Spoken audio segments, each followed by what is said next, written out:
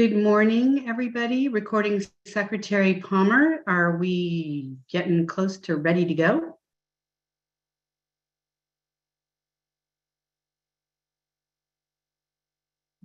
We are good to go. Nice. Okay. Good morning, everybody. My name is Susie Murray. I am the acting zoning administrator today, and I would like to call the meeting to order. At the top of my agenda, I'm going to read some information that may seem a little bit redundant to you, but hopefully it's going to be helpful to somebody out there.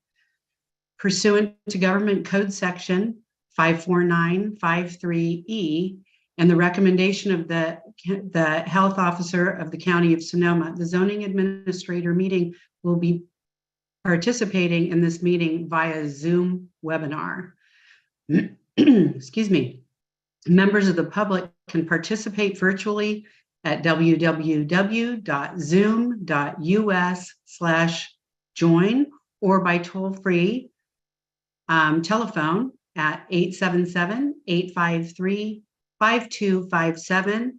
And the meeting ID is 828-7462. I'm sorry, I'm going to start that over. The meeting ID is 828-7472-7915.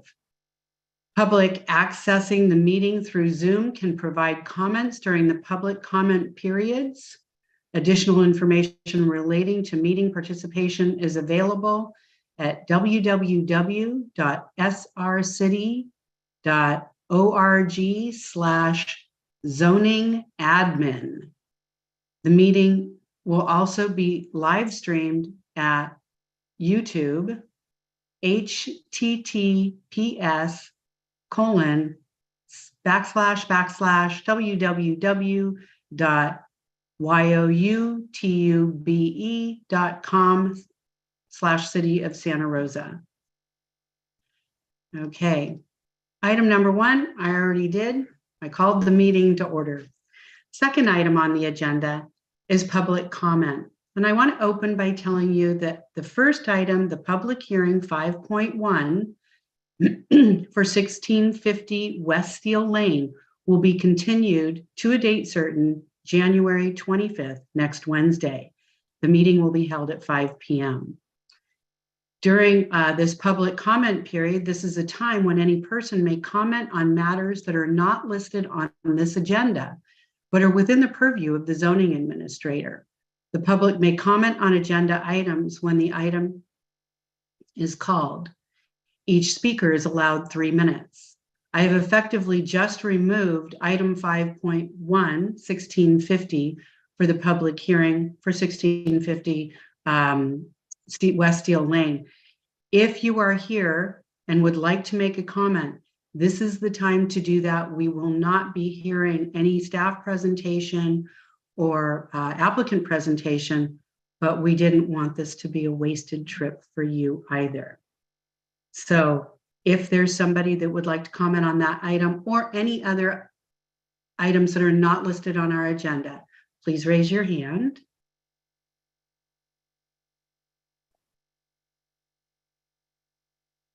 And Kyle, if you could go ahead and give the instructions for people calling in, that would be great too. Of course, if you wish to make a public comment via Zoom, please raise your hand. The raise your hand icon is located at the bottom of the Zoom screen. If you are dialing in via telephone, please dial *9 to raise your hand and *6 to unmute once called upon. Looks like we do have one hand raised by a caller.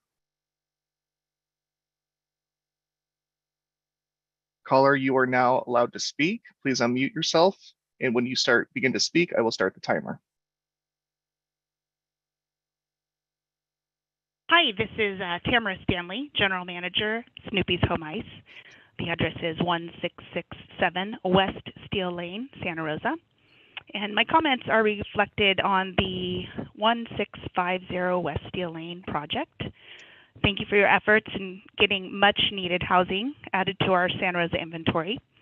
As you may know, Snoopy's Home Ice has been a gathering place for our community for over 50 years. Not only do Santa Rosa residents frequent the campus regularly, but we receive thousands of visitors from around the nation and the world. This ice arena was just named the best ice arena in all of the United States and Canada via Yelp. With this, we not only fill our large parking lot with guests, but we rely on our nearby on-street parking on a daily basis. And looking at this new development at 1650 West Steel Lane, directly across the street from the arena, we have serious concerns around the parking. We feel it's imperative that the project has ample on-site parking for their residents. Thank you for taking this realistic concern seriously so that our organization can continue to thrive and support the Santa Rosa community and beyond. Thank you for your comments. Thank you.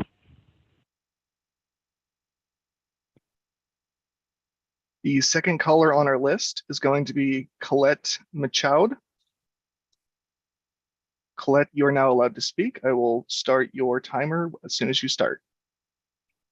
Hi, thank you for giving me this time. My name is Colette Michaud, and I am the CEO of the Children's Museum of Sonoma County, located at 1835 West Steel Lane. And I want to echo some of Ms. Stanley's comments that there is serious concern around parking for the new development that is happening at 1650. Already West Steel Lane is very limited in terms of what is available for people coming to visit the Children's Museum, as well as the Ice Arena and the Schultz Museum. And there is concern that there will not be enough parking at this new development, and that it will bleed over onto Hardy's Lane. So as Tamara said, we at the Children's Museum would appreciate serious consideration of this incredible creative corridor that is unique to Santa Rosa, that I believe the city should really appreciate what they have and understand that it has an incredible following from both local as well as international tourism, and that we're very, very fortunate to have these creative arts and culture resources in our community, and we should not be holding them back if possible. I don't think it's going to help either the city to have a development that doesn't have enough parking.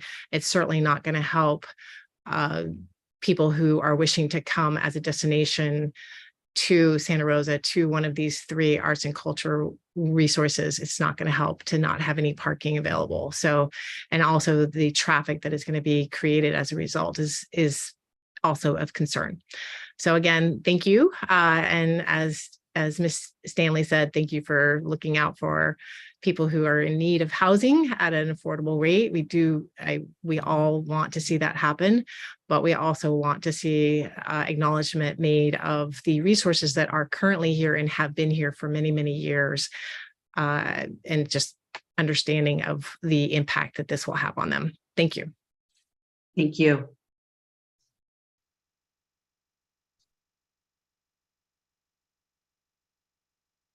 The next caller is Barbara Gallagher and Jean Schultz.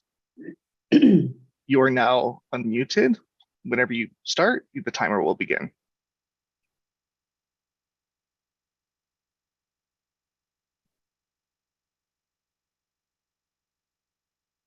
Again, the next commenter is Barbara Gallagher and Jean Schultz. You are unmuted. Please unmute yourself and begin your comments. The timer will begin when you start. There. Okay, I thought that was you unmuting me. I'm Barbara Gallagher, and I represent the owners of the property at 1495 West Steel Lane, as well as the property on the corner of Heidi Lane and West Steel Lane. And Dean Schultz is involved in those properties, as well as other properties on Hart Lane. And we are very concerned about parking. We believe that the excess need for parking from the development that's proposed will spill over into the ice arena parking lot or parking on 1495 Westfield Lane. And we have the same concerns that were expressed by Ms.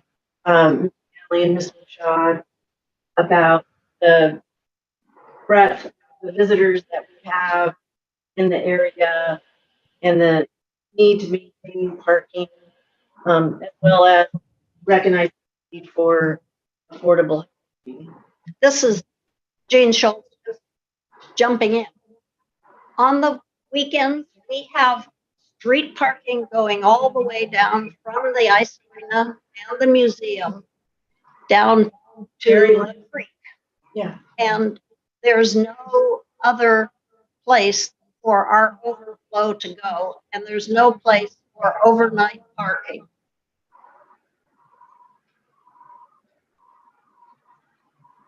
I think that's probably concludes most of our comments, unless you have something more.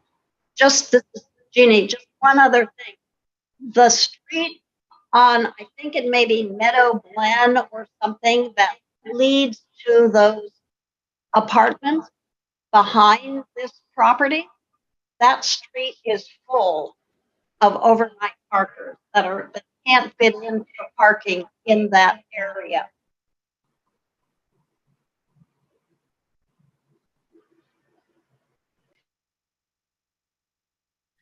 Thank you very much for your comments. I'm going to ask, it was very difficult to hear you two. I think we got the gist of it, but I'm going to recommend that you write your comments and send an email to Connor McKay, who's the planner for the project, and make sure that your comments are captured. I mean, I hear that there's nighttime parking, the streets are full now. I heard the parking impacts, but you did cut out a little bit. So I would recommend that you write your comments and send them in to Connor as well. This meeting is also being recorded. You can go back and listen to your comments and see what I'm talking about afterwards. And thank you for taking the time. The last hand raised is Gina Huntsinger. Gina, you may now speak. Whenever you begin, the timer will start. Hi, thank you for having me. My name is Gina Huntsinger, and I'm the director of the Charles M. Schultz Museum and Research Center. And I, of course, have, I want to say, first of all, thank you for your service in making sure there's housing in Santa Rosa. I know that's important. It's important to all of us. Would also like to say it needs to be a realistic plan. And what we have seen is that we are going to, it looks like the plan is not realistic for parking the way it is set up currently. We have over 100,000, probably 200,000 people that come through this corridor a year just for the 3 properties that are here. And these are international visitors from all over the world. And we just don't want, we're all so proud that Charles Schultz lived here and that the Children's Museum is such an excellent place for families in this area, such a resource. I just want to say that I don't want to have our visitors that are understanding Santa Rosa for the first time or being here for the first time to leave with a bad taste of Santa Rosa in their mouth. It's a critical place for the reputation of this beautiful place we call home. And I just want to encourage the group that's in charge to really be realistic about parking. And that is all I have to say, but thank you for the time. Thank you.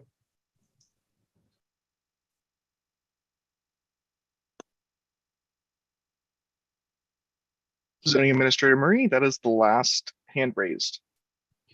Okay, I appreciate the comments very much. I appreciate that we had the option to do that, and I hope that you all will join in again. The meeting is being rescheduled to a 5 o'clock meeting on Wednesday, January skipping ahead there, January 25th, next week. And thank you. So now moving on to item number 2. And actually, I've been requested to reorder the agenda and moving items 5.2 and 5.3 to the end of the agenda. So with that, I'm going to move into item 5.4, which is a public meeting for Santa Rosa Community Farmers Market. This project is exempt from CEQA. It involves a conditional use permit for the property located at 1501 Farmers Lane, city file number CUP 22-030. The project planner is Christian Candelaria. Christian, take it away. Good morning, Zoning Administrator Murray. I'm going to share my screen now. Let's see. Can you see this? Can you see this one? Sorry. Okay, cool. Okay. Hello, everybody. So I'm going to present today for the Santa Rosa Community Farmers Market. This is CUP 22-030 at 1501 Farmers Lane. This is a minor conditional use permit to extend dates for a temporary event, the Farmers Market, held at 1501 Farmers Lane. The dates are to be Wednesday from 9 a.m. to 1 p.m. and every Wednesday from 9 a.m. to 1 p.m. and every Saturday from 8:30 a.m. to 1 p.m. This is currently an existing farmers market seeking official permitting, and they currently have no court enforcement cases or issues with their planned development community. The project description for this site: the farmers market is going to be set up for an hour and a half before the market and vacate the property within an hour of closing. And the farmers market on Wednesday occupies 1 row in the parking lot located at 1501 Farmers Lane. On Saturday, the farmers market will occupy 2.5 rows in the parking lot. And the staff is responsible for removing all the garbage created by the farmers market patrons. And there will be portable toilets for the vendors and the public to use. This is a map of the area. The zone is PD0104. This is for commercial uses. And you can see the surrounding uses in the area. The general plan is retail/medium residential. I'm now going to show you the 2 different plan sets. So the first one is for the Saturday layout for 8:30 a.m. to 1 p.m. You can see the different rows they're taking up with all the vendors and the types of locations for trash cans. Next is the Wednesday layout. As you can see, it is significantly smaller on this date.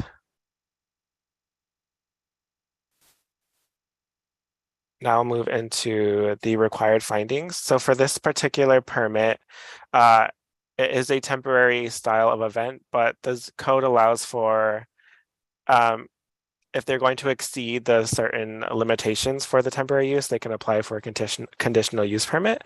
So since they are looking to go longer than the allowed use, which would be for similar activities to meet for up to 7 consecutive days or 6 2-day weekends within a 12-month period, they're looking to expand upon that, as I said previously, since they will be operating twice a week every week.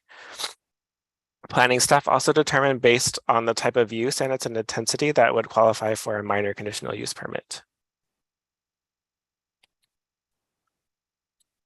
These are also the general required findings for the minor conditional use permit. And I will go into some of the studies that were done on traffic in the area. So there was a traffic study conducted by WTrans, and these were some of the findings that they had for this site. It will not contribute to peak travel hours, since they are going to be conducting this during the morning, and many of the businesses operate starting in the afternoon. And that's when the farmers market will be closing. They can use existing bicycle and pedestrian facilities, and they're adequate for the use. They'll have less than significant impact on the vehicle miles traveled, and will have less than insignificant impact on the emergency response times. The existing parking lot is also adequate for parking demands, and I will go a little bit further into parking. So currently, they have a required parking standard for 1 space per 250 square feet. And there's a required accessible parking standard for 1 space van per 1 to 25 parking spaces. On Saturdays, the entire site will be covering 126 parking spaces, which is about 850 square feet. And they'll be using existing spaces that are at the property as it is able to fit, as the study previously mentioned. On Wednesdays, they're covering 42 parking spaces, and that will be 500 square feet. They are required to do 2 parking spaces, but those are already existing. Total parking available on the site is actually 434 parking spaces, and that includes 11 accessible parking spaces.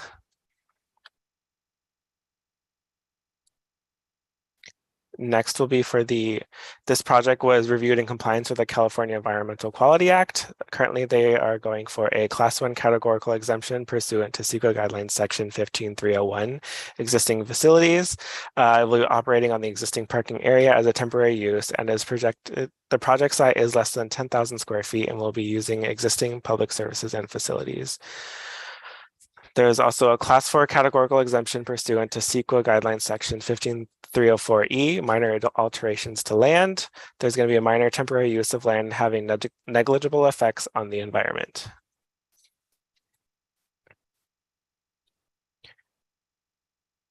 There have been no unresolved issues as a result of staff review, and we have not received any public comments. I also wanted to reiterate that there is no code enforcement case attached, and there have been no issues with the plan development. It is recommended by the Planning and Economic Development Department that the zoning administrator approve a minor conditional use permit to allow the Santa Rosa Community Farmers Market at 1501 Farmers Lane. And then here is my information. My email and my phone number is listed here. I also wanted to note that the applicant is going to be presenting now as well. Thank you.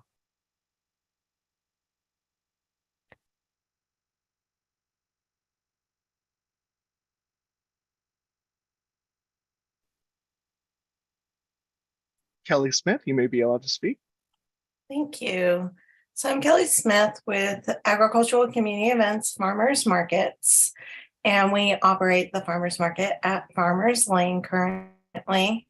I sent a presentation to Christian, and I think he's going to share screen. Great, thank you. And I wanted to thank everybody for taking the time to read the application and spend some time talking about farmers markets, which I live, breathe, and everything farmers market. So as I said, I'm the executive director of Agricultural Community Events Farmers Markets, and we operate the Santa Rosa Community Farmers Market, Farmers Lane. We're a 501c5 federal nonprofit, which is an agricultural nonprofit. And our website is ilovefarmersmarkets.org. Next slide, please.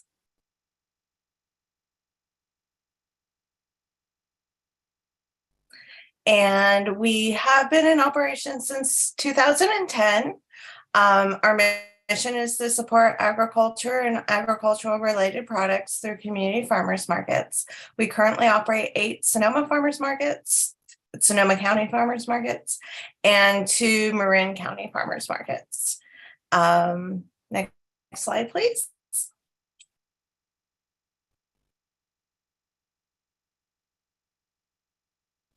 So a brief history on how did we end up at Farmers Lane. So before I was born, it's rare that I get to say that because I'm getting older. 1967 was the first farmers market in Sonoma County, and it was located at the Santa Rosa Veterans Building.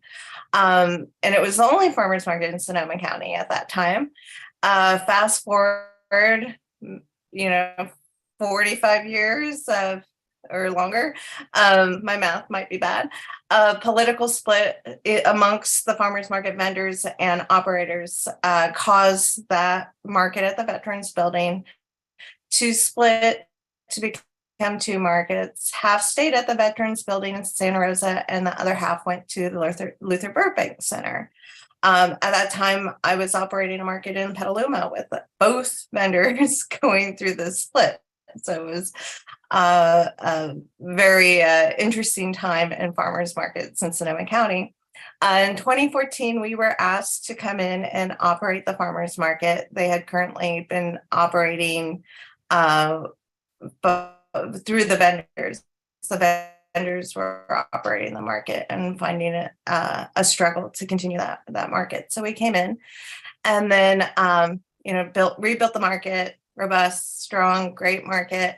But then in 2017 and 2019, we started experiencing the wildfires here in Sonoma County that just rippled through the whole county and just set everybody into a situation where we all had to deal with evacuations and amongst other things. So the Veterans Building became an evacuation center at both of those years. And so we could no longer operate at that location. So we looked to Farmers Lane as a temporary location for the farmers market until we could go back to the Veterans Building. But who would know that 2020, a huge pandemic, COVID-19 shut down a lot of things, almost everything. We were fortunate enough to get a essential business title for farmers markets across California, so we could continue to service the community. And so we moved back to Farmers Lane and continued there until present. When the Veterans Building did reopen, we had already been at Farmers Lane for 2 years, so we just had spent so much time getting people to know that we were still open and at that location that it just didn't seem like a good opportunity to go back. We felt like we really should stay at Farmers Lane, and also the businesses at Farmers Lane really love having us there. Hardesty's has often come out to let us know that her business is booming, and we've worked with the other existing businesses to make sure their parking is available to them. And just on Wednesdays, it's a great location for the existing businesses like the dental office and AAA to come out and support the market. Next slide, please.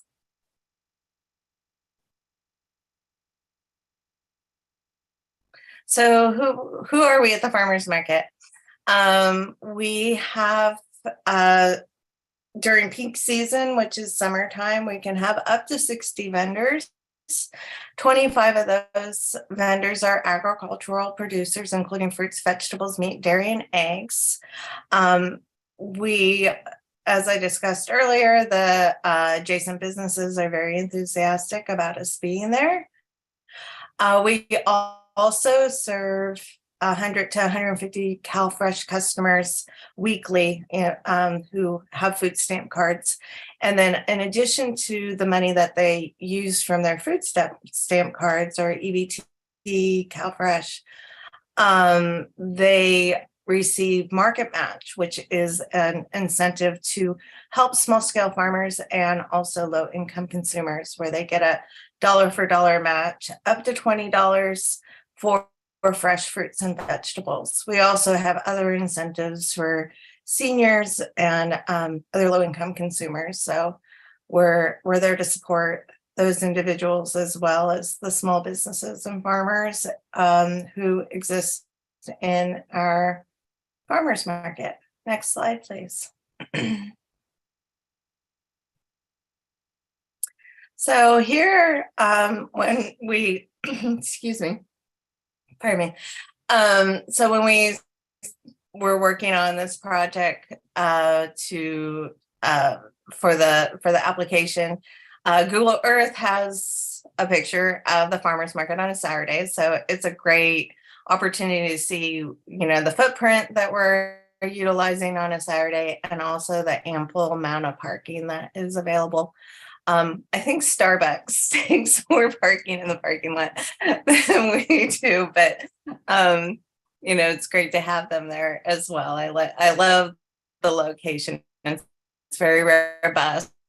Coming from the Veterans Building to this location, it's nice to have other things happening alongside of us. So we feel that the farmers market is a great attribute to Santa Rosa. You know, Santa Rosa has a rich history in agriculture, and we also contribute to reducing a carbon footprint. We support local farms and businesses, and we also offer a gathering place for the community. We create jobs, we help with food security, and we enhance tourism and just make the community altogether a well-rounded place to live. And then in addition to that, we also work with other organizations for emergency food and, you know, preparing for emergencies, and also helping with not having disruption in our food chain supply, as we've seen with COVID and some other things that have happened in recent light. So that is the end of my presentation. Again, I appreciate everybody's time. And if you have questions, I'm here to answer them. Thank you. So I'd like to open this up now to members of the public. If anybody has any questions or comments about this project.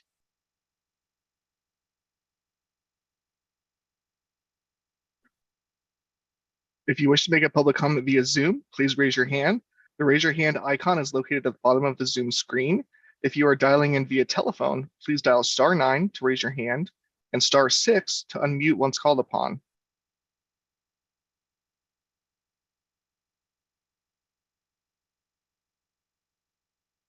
Zoning Administrator Marie, it appears there's no raised hand at this time.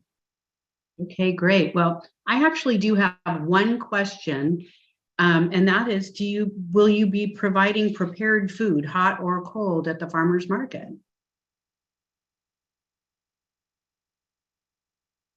Yes, we do. Okay, great.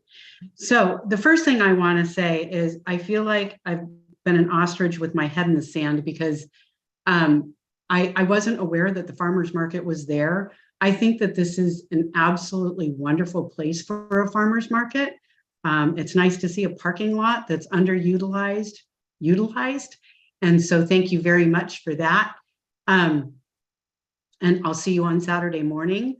And I do have a condition that I would like to add, just one small condition, and that is that you add trash receptacles for compost, recycle, and landfill, and include instructions for each container in both English and Spanish. And that can be as simple as a laminated piece of paper, paper on the outside of the receptacle.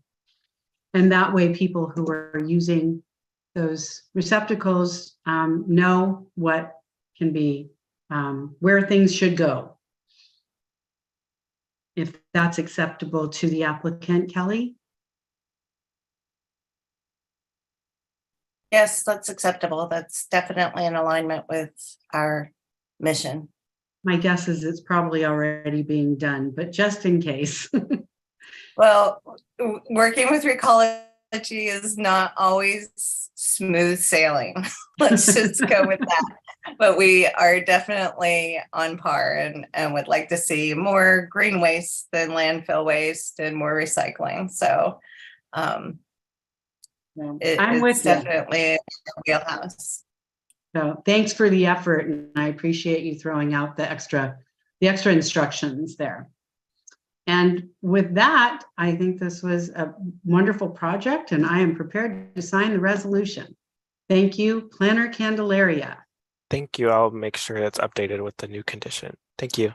And like all actions that are taken by the zoning administrator today, there is a 10-day calendar day appeal period. In this case, I think it falls on Monday the 30th.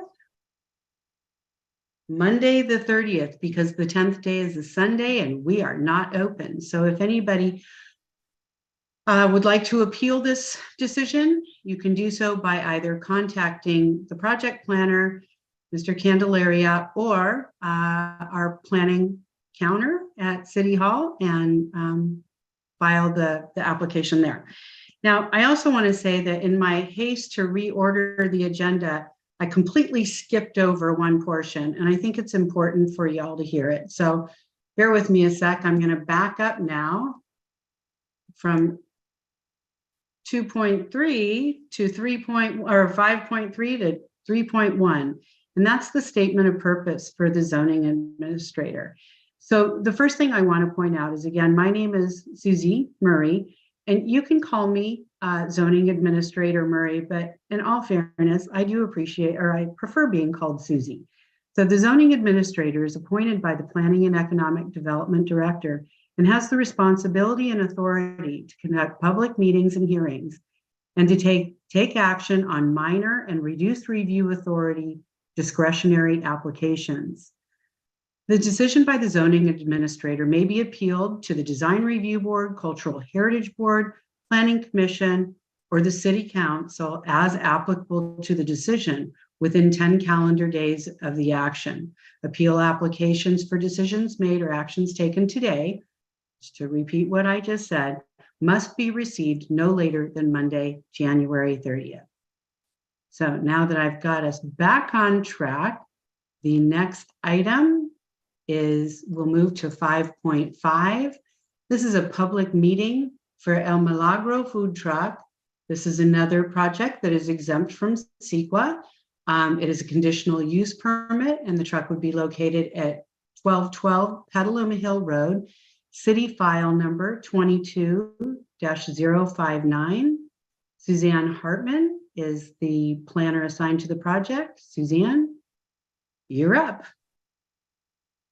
Great. Good morning, Zoning Administrator Murray. I'm about to share my screen in a second here. Can you see my screen? Yes, I can. Great.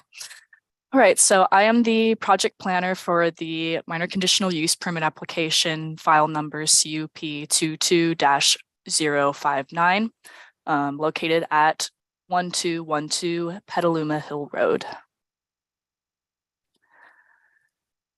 So the proposed mobile food vendor will be located on, again, at 1212 Petaluma Hill Road, and it's also a corner lot, so it also dissects with Fraser Avenue.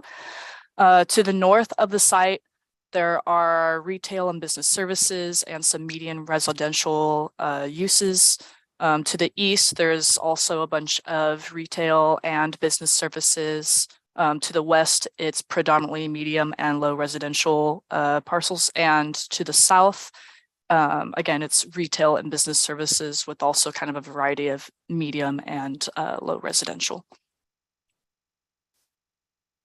Oops, sorry. So the project description, I'll just kind of go through this list here, is that there is a proposal for one new mobile food vending truck with 2 employees. The hours are proposed to be from 10 a.m. to 6 p.m. Monday through Saturday. They propose 2 tables with 12 chairs kind of dispersed essentially in front of the mobile food truck. And the on-site principal use is Mondragon's Tires, and none of the parking spaces that are currently at that site will be affected by this food truck vendor.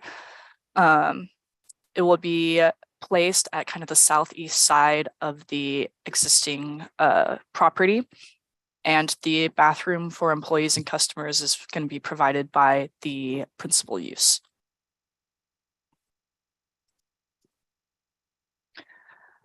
So the the existing land use is general commercial. There is an existing building used for the principal use, which is again is Mondragon's Tires. And you can see on the site plan here where the mobile food truck is proposed to be located. right up against Petaluma Hill Road. Here are some images of the project site. And these photos, a couple of them are a little dated now. There is where that bottom left corner photo is, there is paved area now. So the food truck will be on a paved space. No public comments have been received for this project. And these are the standards for local food vendors, and I'll just kind of go off of also the condition or the findings that were made for this food truck. The proposed use is allowed within the general commercial zoning district and complies with all other applicable provisions of the zoning code and the city code, and that the mobile food vending use is allowed at the project site by approval of a minor conditional use permit and complies with zoning section 20-16.130 and also 20-46. The proposed use is consistent with the general plan and any applicable specific plan, and that the project site is zoned for retail and business services, and the general plan use designation encourages retail and service enterprises, office and restaurants, etc. The design and location, size and operating characteristics of the proposed use would be compatible with the existing future land uses in the vicinity, and that the design is not distracting to passing motorists, and the size of the proposed use is not anticipated to inhibit the current principal use. The site is physically suited for the type, density, and intensity of the proposed use, including access, utilities, and the absence of physical constraints, and that the proposed mobile food vendor shall be conducted entirely upon private property and shall not interfere with the principal operation and shall not inhibit traffic circulation. And finally, granting the permit would not constitute a nuisance or be injurious or detrimental to the public interest, health, safety, convenience, or welfare, or materially injurious to persons, property, or improvements in the vicinity and zoning district in which the property is located in the project, or in that the project is permitted, is a permitted use with a minor conditional use permit for this location and has been reviewed and conditioned by all applicable City of Santa Rosa departments. The proposed project has been reviewed in compliance with the California Environmental Quality Act and qualifies for a Class 4 exemption under the CEQA guidelines section 15304, subsection E, section 15304, in that the mobile food truck is a minor temporary use of land having negligible, sorry, got tongue twisted there, negligible or no permanent effects on the environment. Oh, skipped a slide there. The Planning and Economic Development Department recommends that the zoning administrator approve the minor conditional use permit to allow for the operation of a mobile food vendor located at 1212 Petaluma Hill Road. And this is my contact information. If you have any questions, both my email and phone number are on the screen. And we do have at least representatives of the applicant present. They do not have a formal presentation, but they are available for any questions. Thank you.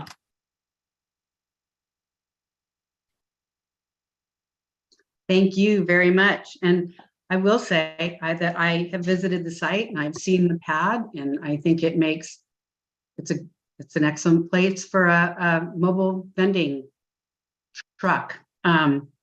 I also was, as I usually am, I'm always concerned a little bit about parking, but it seems to me that there is completely adequate parking around there. There's street parking on both street frontages for that parcel, and quite a bit of street parking on Petaluma Hill Road that is often underutilized. I'm thrilled to see that the condition of approval for the trash receptacles also includes the instruction of what goes in each receptacle in Spanish and English. And I have no other questions, and I think it's a fantastic project. So I have every intention of signing that resolution as soon as I get it. Thank you very much for a great presentation, and congratulations to the applicant. Look forward to eating there. Thank you. Okay, and don't go away, Suzanne. The next item, 5.6, is another public meeting. This is for a minor landmark alteration permit. Again, the project has been deemed exempt from CEQA. Zoning And Administrator Means, I believe we have to open for comments for the last item. oh my goodness, thank you so much. Let's back that up. I completely skipped over something else as well. So backing up to 5.5, I'm going to retract my comments about approving it. I'm going to open this project up for public comments, if there are any. And If you wish to make a public comment via Zoom, please raise your hand. The raise your hand icon is located at the bottom of the Zoom screen. If you are dialing in via telephone, please dial *9 to raise your hand and *6 to unmute once called upon.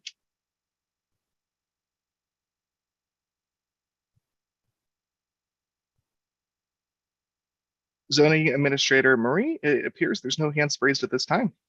phew. So let me repeat then. I am going to approve this project as conditioned.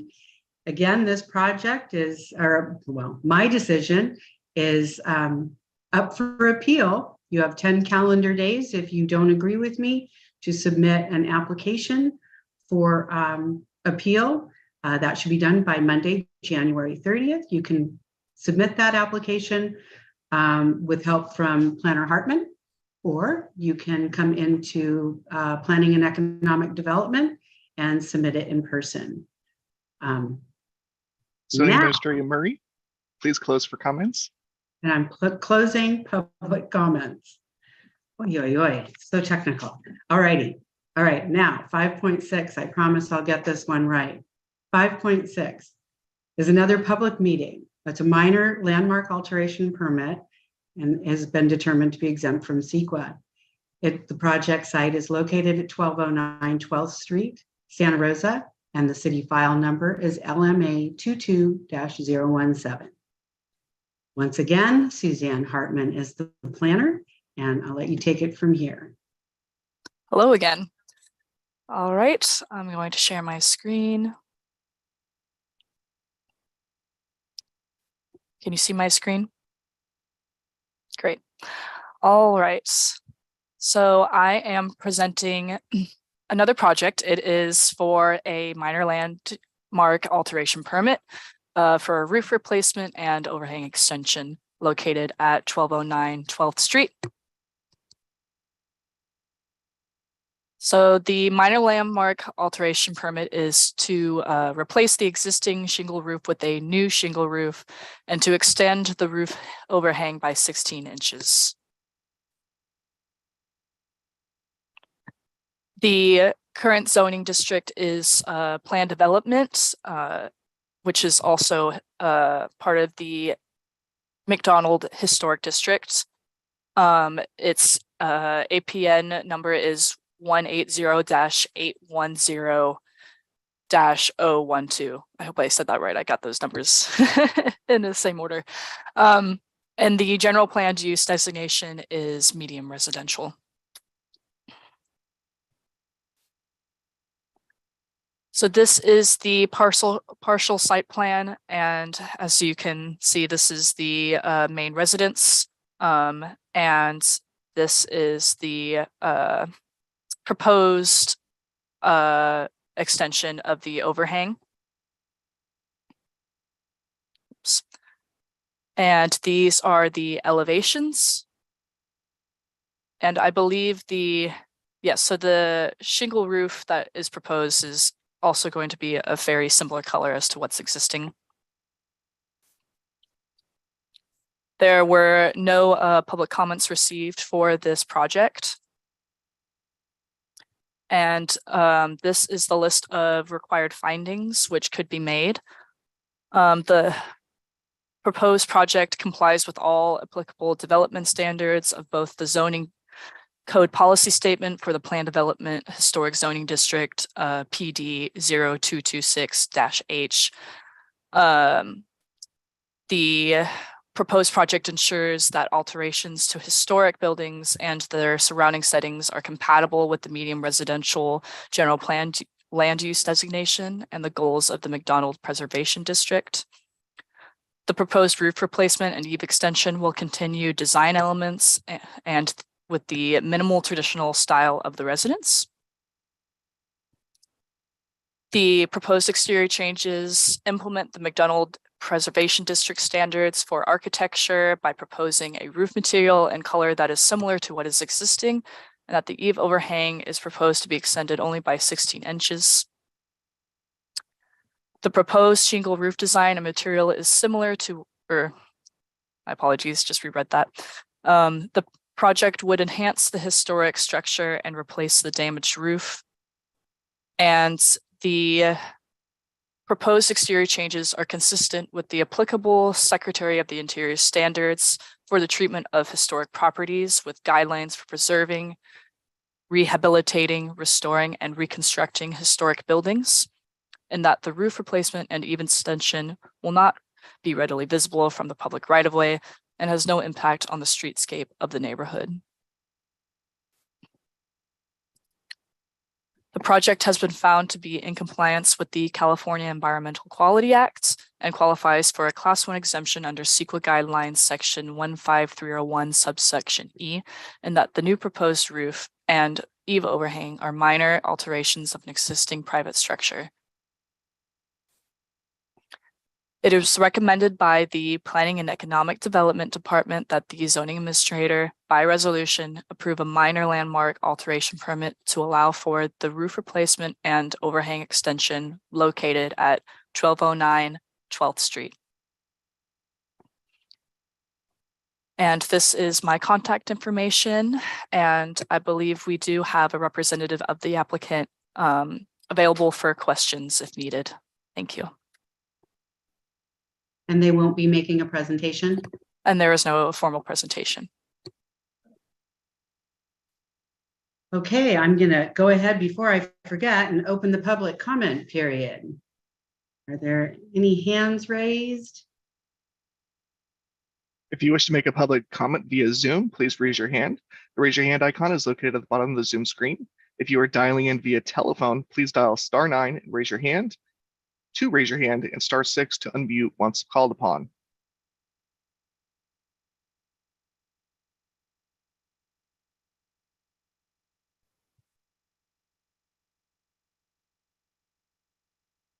Zoning Administrator Murray, it appears there's no hands raised at this time. Well, then I'm going to go ahead and close public comment period and say that I did visit the site. I reviewed the findings. And I want to say thank you to the applicant, because I know this seemed like a pretty big hoop to jump through to get your roof repaired and extend your, extend the roof eave. Thank you. I appreciate you going through the process. I have no conditions to add. I will be approving this project. And as with every other decision I make, there is a 10 calendar day appeal period, which would expire on Monday, January 30th. If there is anybody out there that does not agree with this decision, you may file an appeal by contacting Planner Hartman or going ahead and coming into Planning and Economic Development and filing an appeal application in person. And now we can jump back to the beginning of our agenda and go to item 5.2. And I want to thank the both staff and applicant teams for your patience here. Item 5.2 is another public meeting. This is a reduced review authority item. The project is the Brittain, this is the $64,000 question. Is it the Brittain Townhomes or the Brittain Townhomes? It's a minor design review. And it has been found in compliance with the, it it's within the scope of a previously approved environmental impact report. It's design review, and the project site is located at 851 Britton Lane, and the city file number is DR22-010. The planner is Christine Tumians. Christine, I'll hand it off to you. Thank you, Ms. Murray. Christine Tumians, project planner for 851 Brittain Lane. And the project is for an 82-unit, all-electric, two-story townhome-style condominium project.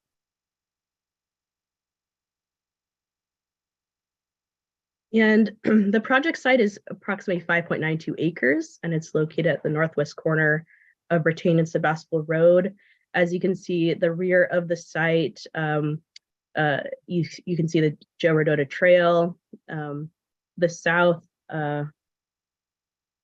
is the North Point Corporate Center, which is one of the large employment centers of the city. We have residential developments to the east, and directly west is a religious facilities use. And the property is developed with a single family home and some outbuildings, but predominantly mostly vacant besides the single family home and the outbuildings. The project site is located within the Sebastopol Road Corridor Priority Development Area, also known as a PDA. And the general plan land use designation is medium density residential, which allows for a density range between 8 and 18 units per acre. The proposed development would achieve a density of 13.8 dwelling units per acre, which complies. And it does achieve the midpoint density, which is something that we shoot for usually. And it is zoned R318, which is our multifamily zoning district. And this project fits the uses that are anticipated in that zoning district. And so on the upper right, you can see the proposed site plan and elevations of the typical building unit, what it would look like. And sorry, let me move this out of the way. So it is part, as I mentioned, it is part of the Sebastopol Road Corridor Plan Development or Priority Development Area. And because of that, it benefits from reduced review authority in our code. What that means that instead of major design review and a use permit, this project can go forward with minor design review, as long as there is a neighborhood meeting and concept design review conducted by the design review board. This project did have a neighborhood meeting and was seen by the design review board. Another thing that I forgot to mention is this is an SB 330 project.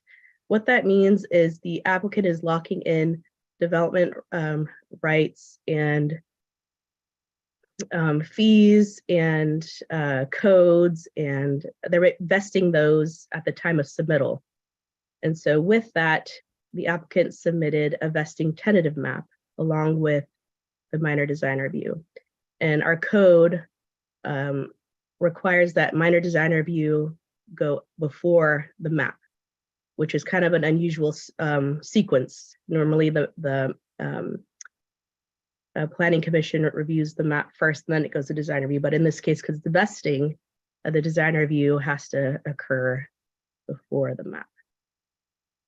So on March 9th, 2022, staff held a virtual neighborhood meeting. Participants offered support for the proposed use. They commented positively about the proposed density, and the concerns focused around potential traffic issues on Sebastopol Road and Brittain Lane. The major concern is Brittain Lane. I think the original project was going to use Brittain Lane as the main access point, which concerned the residents. The applicant now is using Sebastopol Road with a right-in, right-out entry point that will appease the neighbors and provide a better access for the site. They also appreciated the on-street parking that would be created on Brittain Lane. It's sort of a semi-rural road at the moment. There's no curb, sidewalk, or gutter. And they described the current challenges of exiting Brattain Lane onto Sebastopol Road and feel that these challenges would be exacerbated by the new development. The participants supported primary access taken from Sebastopol Road, and they preferred that access from Brattain Lane be as limited as possible. They valued the quiet neighborhood with undeveloped land and trees located on the property. They appreciated that the units will face Brattain Lane, so they have a public facing porches that will face Brattain Lane, and the garages will not generally be visible from Brattain Lane. One participant encouraged the applicant to retain existing trees on Brattain Lane. There's some mature oak trees along Brattain Lane. The current project design preserves as many mature trees along Brattain Lane as possible by using bulb outs to prevent damaging the existing tree roots. On March 17th of this year, of 2022, the Design Review Board reviewed the concept plans for the proposed project. The board members generally appreciated the traditional design. Several board members suggested that the developer add some amenities to the north end of the project site rather than having them all towards the front. And the applicant did include a new amenity space towards the, I guess, northwest of the project site. Staff is recommending that the zoning administrator adopt an addendum to the certified Roseland area Sebastopol Road specific plan and approve minor design review for the Brattain Townhomes project. The applicant also has a presentation that she would like to share. Her name is Samantha Hauser with City Ventures. Great. If we can go ahead and there she is. Go ahead, Samantha. Oh, sorry, let me load. I thought I had it loaded, but Yale. Here it is. Zoning Administrator Mari, nice to see you. Or Susie. Thank you.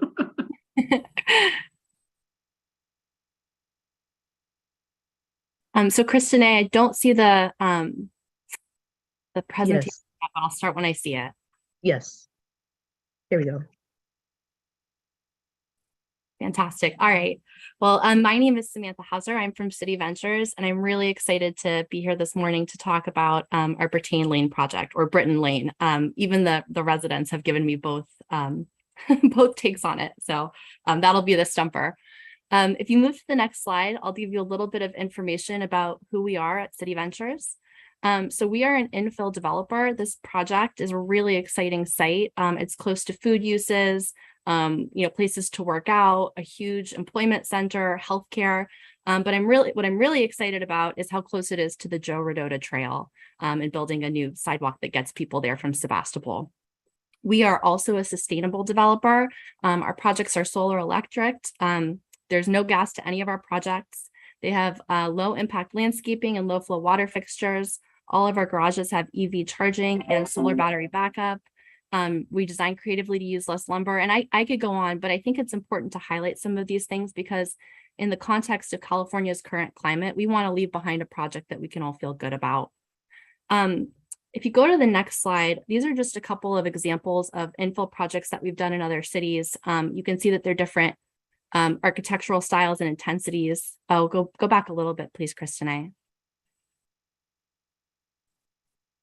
I'm not sure. Well, I'll just go ahead and skip ahead. What I was going to say was, we're really excited. This is our 8th project in Santa Rosa, from Round Barn to Fox Hollow, Courtney Estates. All of these projects, I think, Susie, that you're very familiar with. We've always really appreciated all of the really thoughtful feedback and direction that the city has given us to bring these projects to fruition. And Kristen, I may ask you to skip around a little here. If you go to the next slide, I'm hoping it's the elevation. So these are the these are the infill projects that we've done in other cities. And then keep going through. I'd like to get to the streetscapes. One more. There we go. So if you look at our streetscapes on Brittain Lane and Sebastopol Road, we were really excited about this site. And when we started, we kind of dug into the land use and we looked at what was allowed here, 3 stories or 2 stories, trying to get that general plan midpoint density range, which allows for over 100 homes. But when you look across the street at what's across Brittain, you get a lot of 1-story homes, some 2-story. They're very traditional in architecture. They've got large setbacks and a lot of landscaping. And so what we thought we would do here is let's keep the 2 stories. We decided that we would go with really natural hues and a lot of articulation and try to have a really organic feel to the project where the landscaping was kind of the predominant thing that you would see here. And the buildings were here to kind of complement and make cohesive with the rest of the neighborhood. Kristen, I'm sorry, I'm going to ask you to go back to that first site plan slide. I think we got a little mixed up here. One more back. Perfect. Okay. So when we went to design review board back in March of last year, this was the site plan that we had shown them. And we were just kind of hot off of a lot of big things happening. That March, we went for a pre-app development review with all the staff departments. We had our community meeting, and we also had our design review board meeting, all within a very short window. What we had heard in the development review meeting was that, we wanted to look at taking access off of Brittain Lane. We were going to need to do a minor street here, and that meant widening the street in a way where you got sidewalks and a 20-foot roadway, but it did take some of those existing right-of-way trees that Ms. Tumian's referred to before. We also heard that the people who lived here really wanted us to have a primary access along Sebastopol Road too. And this is where it was so wonderful to work with staff, because I'll show you on the next slide kind of what we did. But before we leave, we had these large amenity spaces that were kind of central to the southern part of the project. And DRB, they really liked the architectural style that we had picked, but they wanted us to reorganize the site plan a little bit to spread that out. So if you go to the next slide, Kristen, this is kind of where, you can see how we addressed some of these things. We worked really closely with traffic and with our CEQA and traffic consultants to study and prove out that we could have a right in, right out on Sebastopol Road.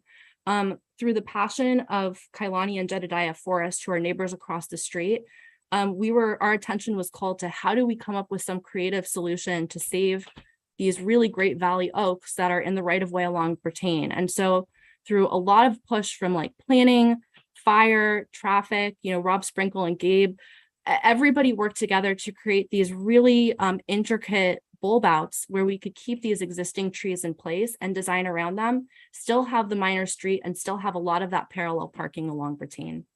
We also added 2 amenity spaces, the one all the way to the north, which is a seating area with a fire table.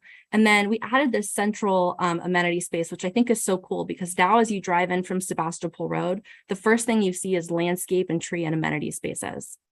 The homes themselves are 3 and 4 bedrooms. They're targeted towards first-time homebuyers and young families, but 2 of the 4 home types do have a bedroom on the ground floor. So if there's multi-generational housing or if you're intending to age in place, you do have that optionality, which I think is really flexible. Other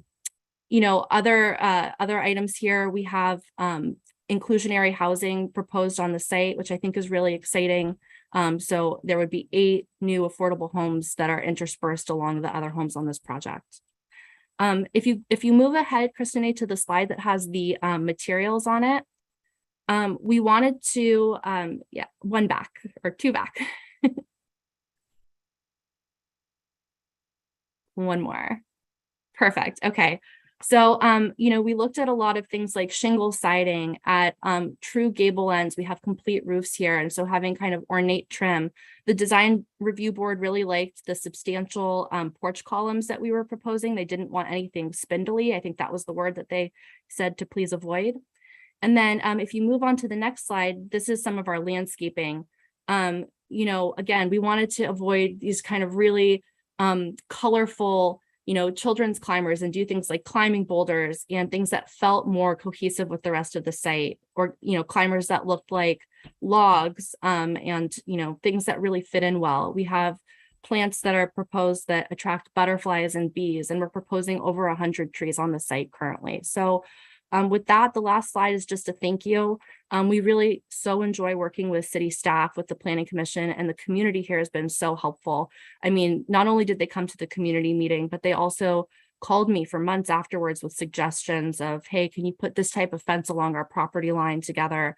You know, can we extend water down Brattain so that all of these people who are on well systems have access to, you know, city water? It's just such a pleasure. I'm here to answer any and all of your questions, and thank you so much for the opportunity. Great. And I'm going to open it up now for some public comment and see if anybody out there has something to say.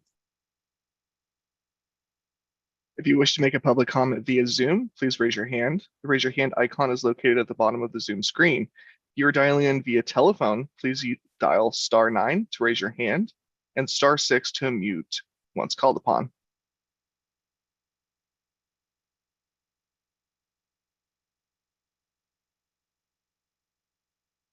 We have one hand raised.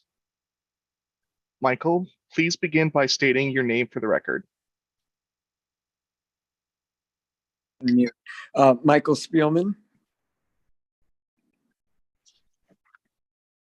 You may begin, sir. Yes, I'm the owner, actually co-owner with my sister, of the property to the north, 611 Brattain Lane. And overall, I'm happy with the project. I still have concerns about the number of residents that are, or the number of cars that are going to be coming onto Sebastopol Road and kind of confusing the general area. My wish would have been, but I guess it wasn't possible, to have a stoplight installed at Brattain Lane where it meets Sebastopol Road. I think that the solution that everyone's come up with is the best. After that, we have on my property, I have 4 houses with a total of about 11 women and children live there in the separate houses, and just their access onto Sebastopol Road is difficult at times now. So I am concerned with that many more people, but I still agree with or am in favor of this development and support it. So, and I feel like you guys have been, the developers have been good to work with. So I'm looking forward to it going forward. Was it ever, that's my question. Was it ever considered to put a stoplight on Brattain?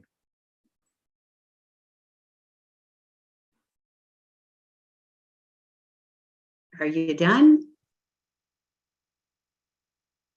Michael, it sounds like you're done and you went on mute. So thank you very much for your comments. I did have that one. Did you hear that one question?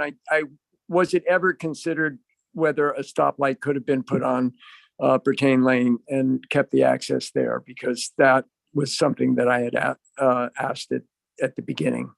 I heard your question, and typically what we do is wait and see, and hear all the comments and questions and address them all at the same time. It looks like you may be the only member of the public that's going to comment, but let's wait and see if any hands go up, and then we'll address them all.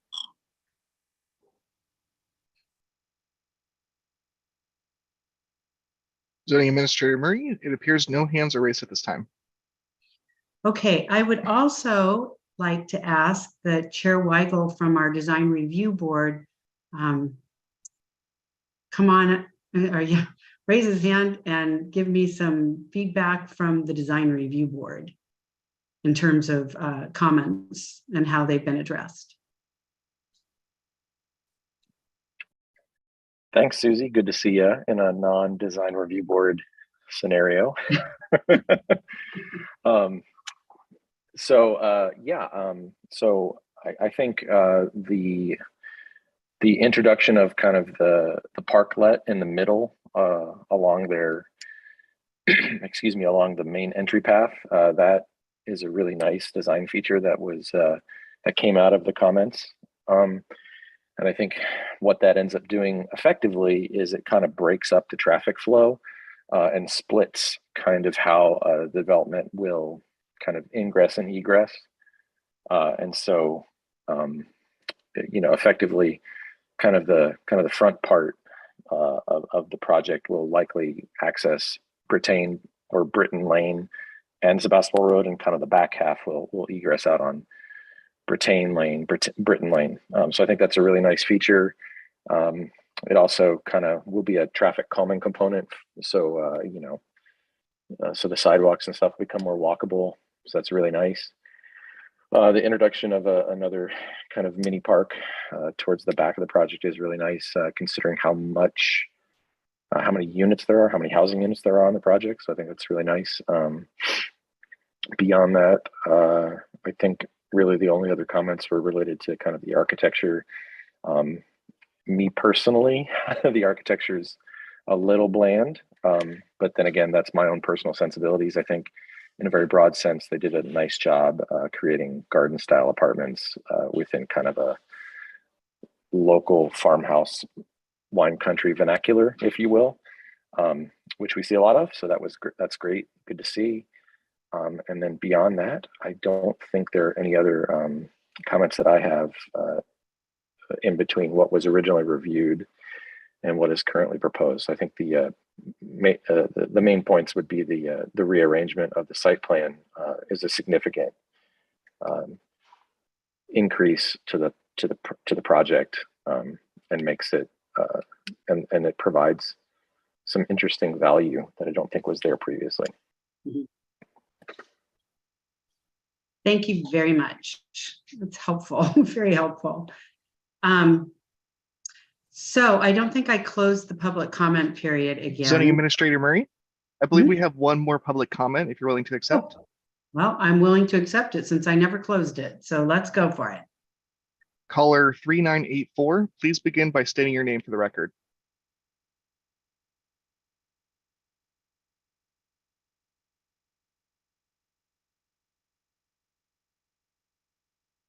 Good morning, almost afternoon. This is Kailani Forrest, and thank you so much for allowing me to make a few comments. I truly appreciate it. First, I'd like to thank both Kristen A for your very accurate explanation of the previous meetings, and Samantha, thank you so much for your careful consideration with all the things that we talked about. That means a tremendous amount to this community. With that said, recognizing that change happens, and that despite the fact that this area has been predominantly rural for years and years, clearly that is changing. So again, I just want to reiterate, and I know that you folks are hearing us, despite many of us being on board for the project, we understand the big picture of all the things that come with that.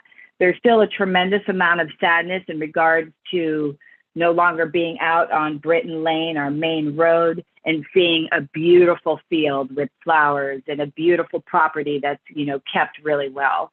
So, you know, there still is a sadness that building is happening and not seeing sunsets or whatever. But again, we recognize that change happens. So, Samantha, thank you for acknowledging working so diligently to keep the trees on Brittain Lane. That means a tremendous amount to myself and my neighbors that I've spoken to. And that's kind of going back to the rural aspect of this area. It is a home to significant wildlife. We have hawks that live here, along with significantly other wild birds. We've got butterflies, we've got bees, we've got all of that. And as you can appreciate, with trees getting cut down, that does make it significantly harder to keep some of the things that make this area glorious, that your new tenants would appreciate as well. So I did hear that you do have 2 amenity parks, and I will address that in a minute. And of course, I got very excited. But with that said, I'm still just really curious and concerned about the rest of the redwood trees on the property, and wasn't there a way that they could be preserved? Basically, they're stunningly beautiful. They're very tall. They're well developed. I haven't been close to them, but my understanding is that they're redwood trees and they're glorious, and certainly birds and animals, insects, and whatnot all utilize those trees. So please just keep all of that in consideration as you move forward. And then my final comment, pardon me, to back up on that property as well, there's, it's been 10 plus years of blackberry bushes that will need to be removed, I'm assuming. And there have been family of quails living there since we moved here 12 years ago. So, I feel very strongly about. Thank you, Kailani. Your 3 minutes are up, and I absolutely get the gist of the wildlife, and yeah, I understand. Zoning Administrator Murray, it appears there's no more hands raised at this time. Okay, so now I'm closing the public comment period. And Kristen A., can I ask, can you address that, or can you talk about the stoplight? Yes, so there was, as part of the addendum to the Sebastopol Road EIR, there was a traffic study conducted. A traffic signal was not warranted based on the traffic study. And there, from my experience, it's rare to put a traffic light so close to an existing traffic light that currently exists on Corporate Center Parkway. So based on the traffic produced by this project, a signal wasn't warranted on Brattain Lane. Got it. And I think having the right in, right out off Sebastopol is going to help, mitigate those impacts for sure. So, and so I want to say thank you to both Kristen A. and Samantha for great presentations. I agree with Chair Weigel about the parklets, all of his comments really, in terms of the site plan. And I want to compliment the play equipment. I love the play equipment that's shown on the plan. So I want to say that. I have a couple of questions, and that is along Brattain, we were talking about providing an access path, Samantha, from the Sebastopol Road up to the Joe Rodotto Trail. I was out there yesterday and visited the site, and I can't remember what's at the end of the road. Will that get access all the way down there, or is there the property at the end, does it expand past? You get the gist of my question. Yes. I'm just trying to so people can get to the Joe Rodotto Trail without Yes. crossing over somebody else's property. That's so exactly. So there actually is an opening in the fence to the trailhead there, and you can get to the trail. So it's, you don't have to like cross Highway 12. There's like no weird stuff where you'd have to like go on to somebody else's property. It's accessible from Brattain. Okay, but that's not part of your property down there, right? No, Mr. Spielman, who was one of the speakers there, his property is to the north of ours, and Okay. he has 4 homes on that property that are between us and the terminus of Brattain. Got it. And then you also mentioned that you were working with neighbors about fences, I'm assuming on the north and west property lines. Yes, so Mr. Spielman is the one who reached out specifically, and he requested a 6-foot fence with a 2-foot lattice. That is what made it onto the plans. Planning reviewed it, and so I think that was we were able to fulfill that one really quickly. The church is to our west, and there is a 6-foot good neighbor fence there, and that is sufficient for them. Okay, on the 2 feet of lattice, one of my dumb pet peeves, rather than usually using the diagonal lattice, would you consider using the 90-degree lattice, the more square shape? I think that would look much better with the architecture. I think so too. That would be great. And so that answers those questions. Now, I reviewed the resolution, and there's a few, I'd like to make some changes, and I'm sorry, this is going to take a couple of minutes here. And starting in the whereases, I would love to get a whereas into the resolution that kind of connects the zoning administrator pursuant to zoning code 2016, zoning code chapter 2016, that the zoning administrator is allowed to act on this. I think actually, it is there. Yes, you know what, that is there. I'm sorry, I'm looking at an old note. Thank you, my bad. Now we'll get down into the conditions of approval. And that one I am gonna go through and kind of add a few things that I think really need to be listed out here. The first thing I'd like to do, and Samantha, I'll go through all of them. And if there's any that you don't agree with, we can talk about them afterwards, okay? Sounds great. Great, thanks.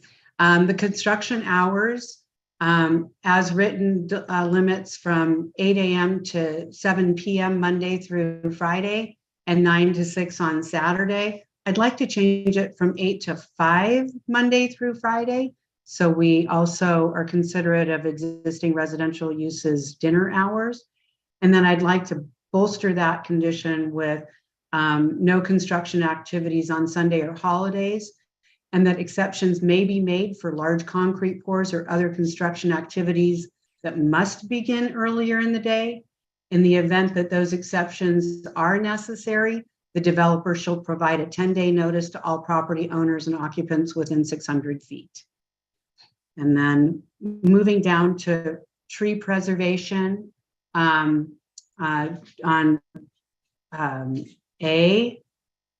just adding in grading plans in addition to improvement plans and building plans. And I've got this all written down, so I'm happy to share it with you. So Kristen, I don't feel like you need to take a lot of notes here. Feel free to at the same time, but on B, prior to issuance of grading or building permits for any clearing, excavation, construction, or other work on site, a protection zone shall be established to protect natural vegetation and trees from construction activities on both the construction site and neighboring properties. I added that little bit in. And then the following conditions of restrictions shall, and I modified it, be printed verbatim on all plan sets submitted for improvement plans, grading permits, and building permits. And then I left most of those conditions the same, the tree preservation conditions. And I have a down in the at 5, H and I, those conditions kind of seem to conflict with each other.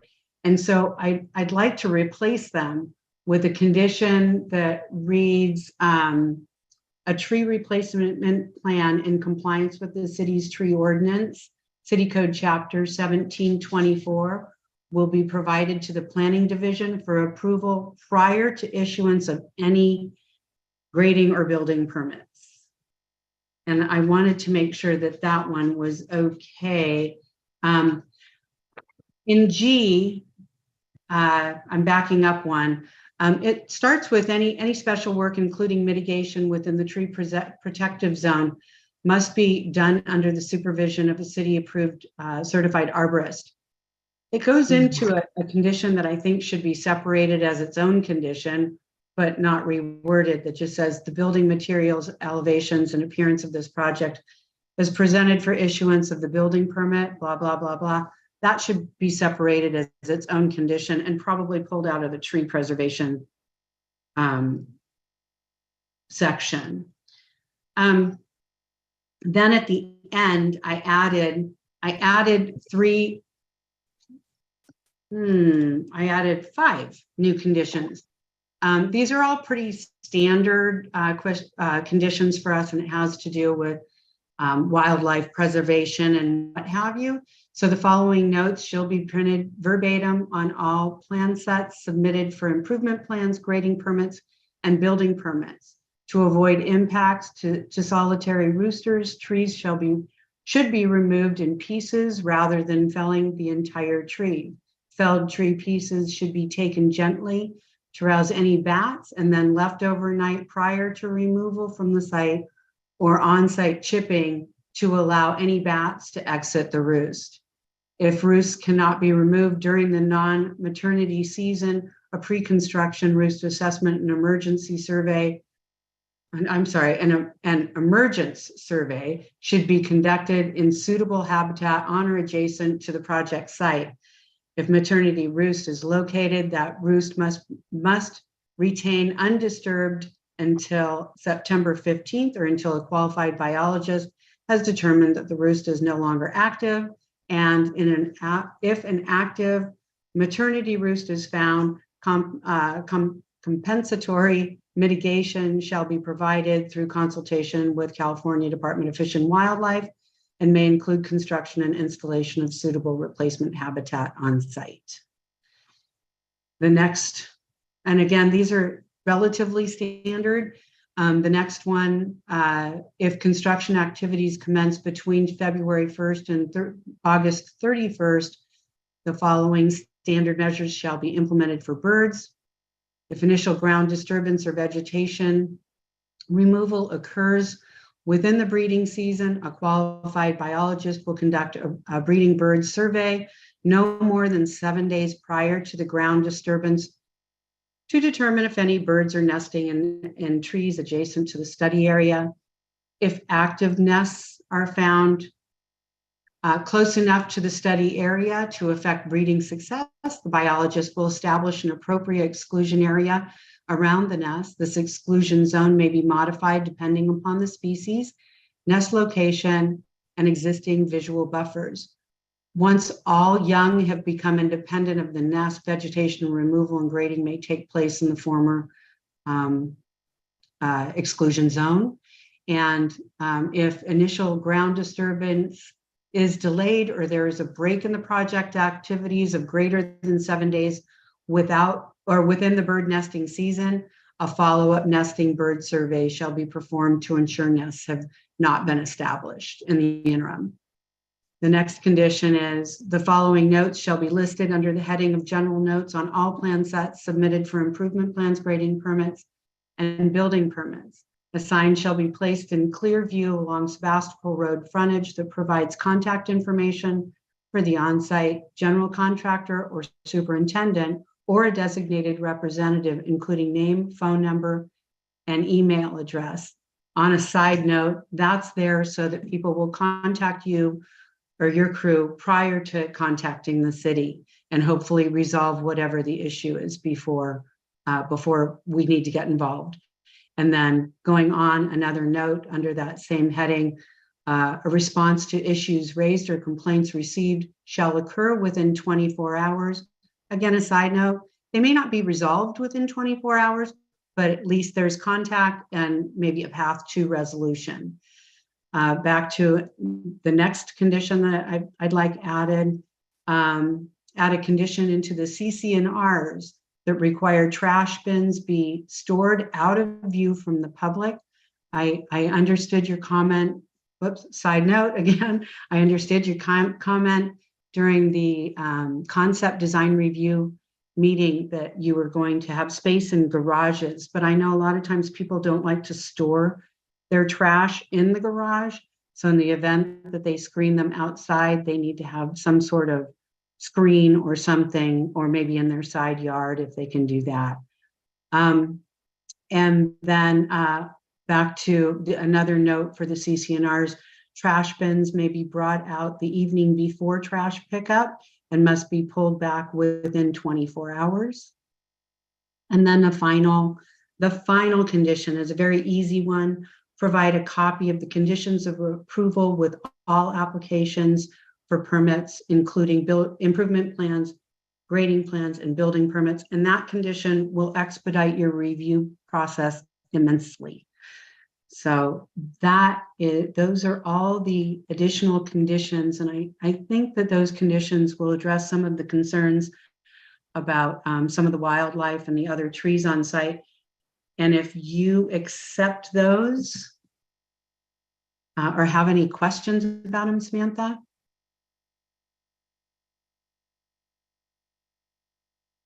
Yes, sorry, I'm just going through the mute unmute process. And I would ask also, I believe Mary Bean, the lead CEQA consultant, is here as well, and I would ask that she also be unmuted if that's okay. So I'll speak to a couple of these, Susie, and then I think that there are some that probably need more conversation. So as far as the construction hours, I think the 7 p.m. is one that we'd like to keep, but I'm definitely willing to add no construction on Sundays or holidays. I think we're fine accepting that. In addition, the CC&Rs requiring trash bins to be out of view, I think you had 2 conditions on those. Those are acceptable, and providing the copy of the conditions of approval is acceptable as well. There were a fair number of other ones, and I apologize because I am not a very auditory person. So that may have been a little fast for me, but I think, Mary, if you could speak to the other, I don't know if she's here, but if she could speak to the ones. Yeah, she's here. Can you hear me? Can you hear me okay? Yes, we can. Wonderful. Hello, Susie. Mary. Hi, Mary. How are you? I'm doing well, thank you. From First Carbon Solutions, we prepared the addendum. And the addendum included a number of mitigation measures from the specific plan or reference to the general plans. So I just wanted to make sure I understood the genesis of, what the additional things you were adding, because we didn't identify that as part of the CEQA process. Well, and I think what I would say is I would be, and there may already be a condition that is like this, but I think if we add a condition that says, and I don't know if mitigation is the right word, Mary, you'll have to correct me here, that the project will comply with all of the mitigations as required by the CEQA addendum and the EIR there too. I think that will cover everything. I don't want, I don't want to get into a position where there are things that maybe conflict with what's in the CEQA document, because all of that's been studied and reviewed by me and our legal team. And so I think if we add these new ones that may be duplicates but somewhat different, like written somewhat differently, I think we're gonna end up in a confusing situation. But as far as the posting signage, I just realized I missed that one. Yes, happy to post the signage with the number listed and the 24-hour response time. So I would say I can go back and I can look at the conditions. These are pretty standard, our tree protective measures, certainly with the birds and bats. The bat conditions have been written differently. Mary, can you tell me if there are measures that were included for both bird and bat surveys? Yes. Yep.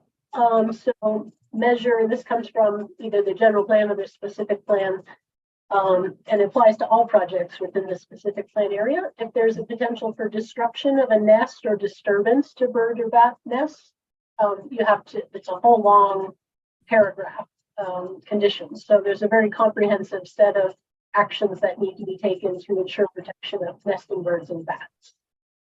Okay, so I'd like to take a couple minutes and just look at that, and before relinquishing my additional conditions, and make sure that the critters, the birds and the bats are protected. What I don't want to see is, I guess, Samantha, do you have a timeline on your project for breaking ground? I don't know that. I know that is such a broad question, considering improvement plan review and building plans. I do.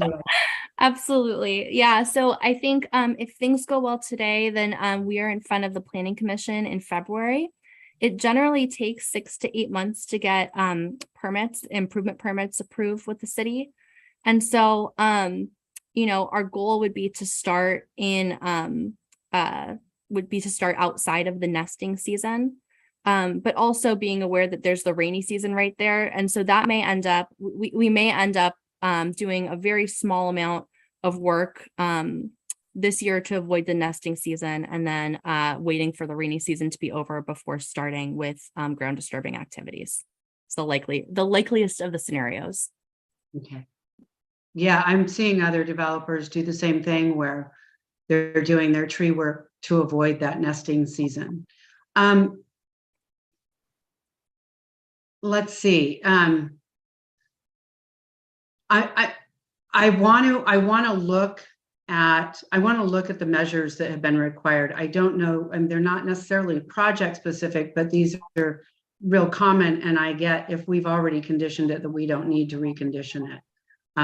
I've heard the same thing from the planner. So, but I'm not familiar with all of those, and I'd like to be able to look at them before I pull back. Another option is that we pull back and we look at those protective measures a little bit more closely and add those conditions that may be missing to the Planning Commission resolution. Christine, is that something you think that could be done? I'm happy to participate in that review in any way I can, but I think we can probably punt on that, but I want to make sure those measures do end up on a resolution if they're not already required through the CEQA process. Sure. Does that sound fair, Samantha and Mary? Yeah, I think what I'm hearing is that we're going to move forward with the construction hours condition, the signage condition, the CCNRs, and the copy of the COA's conditions. And you had some additional items that you wanted us to check to make sure we're covered by CEQA. If they are not, then Christine would be recommending those to the Planning Commission. Well, and it's not just CEQA. These are our standard measures. So your tree replacement plan, that's compliance with our city code. Sure. Okay, so that's not a CEQA item. These other measures are measures that California Fish and Wildlife have actually requested that we add on. They're pretty standard measures. If they're competing with measures that are already there, I don't want to cause confusion. I don't want to duplicate in conditions, but I do want to make sure they're there if they have not, or if they're not addressed specifically in those other measures that Mary's referring to. That makes sense to me. Okay, and I want to go back to the hours of construction. Yes. If you need to go to 7 p.m., I think that would be on just an occasional for something that needs to be completed. We condition these days just about every development project that's adjacent to residential uses to avoid interruptions to dinner hours. Pretty much morning breakfast and family dinner hours.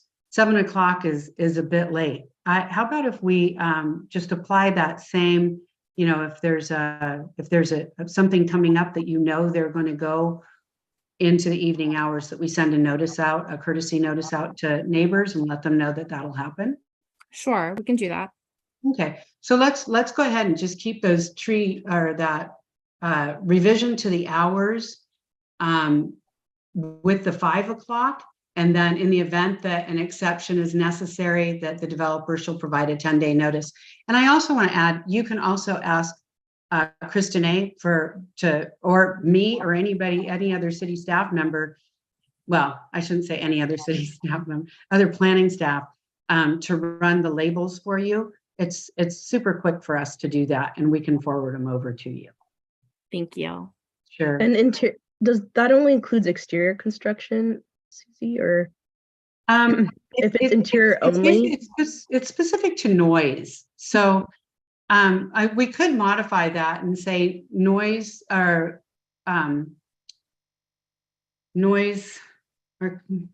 construction. Noisy construction. Noise generating activities. Yeah, construction related, and that includes trucks. Does that construction related noise generating activities shall be limited to? Okay, so I think that's a super good point. I think that we can modify that. So it's construction related noise generating activities. and again, I'll reiterate, it includes trucks, but if you have a bunch of people inside, you know, installing electrical wires or painting, that's absolutely fine. It's quiet. The crews should keep their music down, and music is a construction related activity. And I have to say, I mean, I live in a home where I had a beautiful field. It was very hard to see it go, but and I went right to the general contractor. They turned off the music and they stopped doing construction outside the allowable hours. So they were very considerate. I encourage any of your neighbors to contact you directly first before contacting the city, but if you can just let the crews know, that would be great. And gosh, I think that's probably a plan that should be printed on or a condition that should be printed on the plan too. So I'll add that. Okay, so let's see. We got the hours of operation. We're going to punt on the additional bird protective measures, but we'll go ahead and keep the tree replacement plan. Is Yes. Agreed? Okay. Yes, sorry, I'm trying to find the mute button. Yes, we can treat the tree replacement plan. Okay, you can just leave yourself unmuted if you want. We're just about done, but and then on the as far as the bird and bat conditions, we'll look back to the and I think Mary, I'm going to enlist your help on that to go ahead and confirm. I'm sure Kristen can send over the language. Sure. Okay, and then Samantha, you said okay to adding those trash related conditions to the CC&Rs? Yes. Yay. And this on-site sign, I know you said yes to, and the copies of conditions of approval. So with that, as reconditioned, which basically are everything that I talked about except the bird and bat protective measures, we will go ahead and I'll approve the project. Grant design review. And adopt the addendum. Oh, gosh, I totally forgot about that. Thank you for that reminder. Yeah, so there are two resolutions here, and I need a second to pull them both up so they're right in front of me and I can read them. Gosh, I'm so sorry, you guys. I'm not used to doing this caliber project.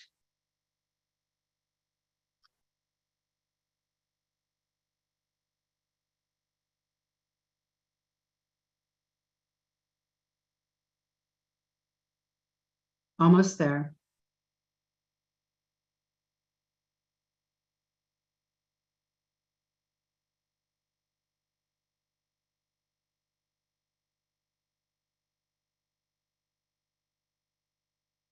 I can't get to the zoning administrator. Here we go.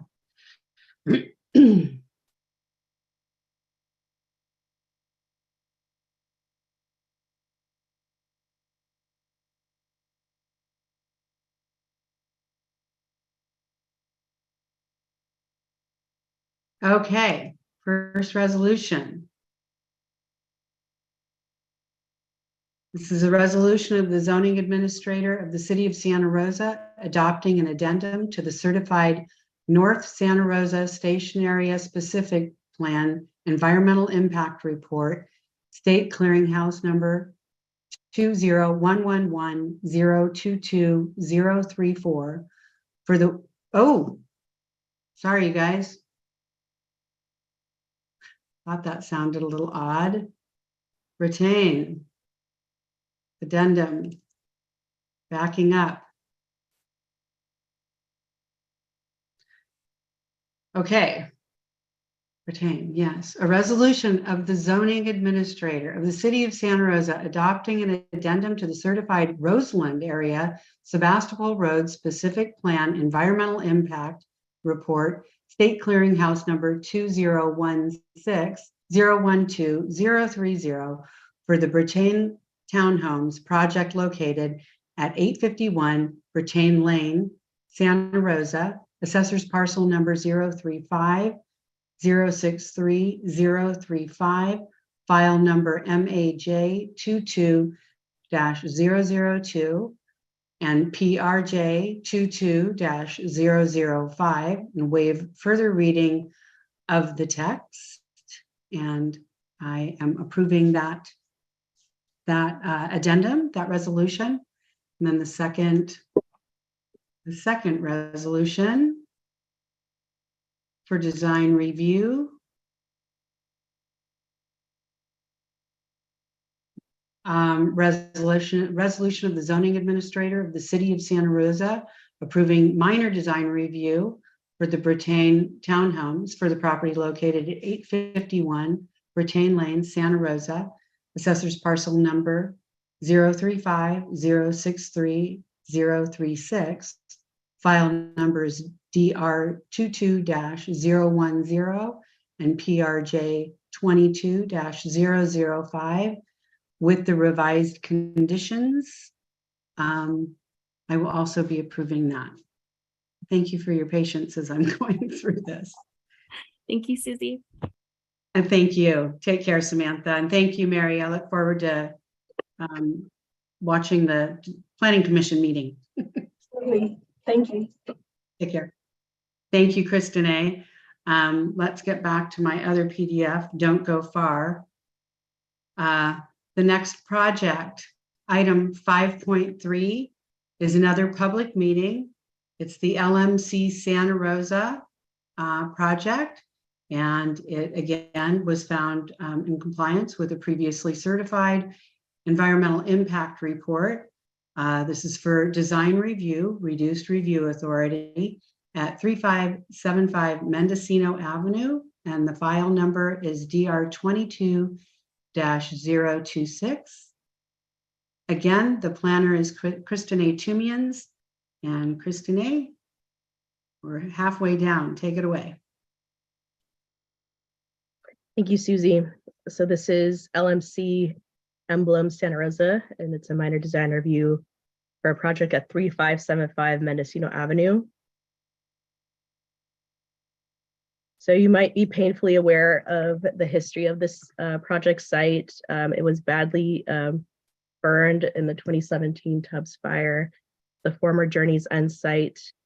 It's bounded by Mendocino Avenue, Cleveland Avenue 101, and the Mendocino Avenue overpass. And is located in the Mendocino Avenue corridor priority development area. So similarly to the Britain Lane project, this project benefits from a reduced review authority entitlement sequence. So rather than major design review, this project is allowed to go forward with minor design review as long as it has a neighborhood meaning and goes to concept design review with the design review board. I wanted to give you a little bit of history for this site as far as the entitlements are concerned. And just to give you an overview of why the CEQA, how did we arrive to an SCA, for instance. So on February 24th, 2020, an application was submitted to develop 532 multifamily units. This included 162 units for low and very low income senior households. That's the project site outlined in the dark blue. That's kind of notching out the project site. That project is currently under construction, and that was phase 1 of the project. Phase 2 would involve the remainder of the project site, and it would include a private park for public use and market rate multifamily. The applicant came back on December 8th, 2020, the city council approved, they adopted a Sustainable Communities Environmental Assessment, also known as a SCEA or SCEA. They approved a general plan amendment for mobile home to transit village medium and rezoning from rural residential resilient city to transit village residential resilient city. The senior housing combining district applied to the 2.5 acre senior housing portion. Um, and on June 8th, 2022, the applicant submitted a minor design review application that modified the total unit count for the market rate component from 422 units to 260 units, and they are proposed to be dispersed with across 13 separate buildings. And the modified units would consist of 182 one-bedroom units, 78 two-bedroom units, ranging from 637 to 1,099 net square feet.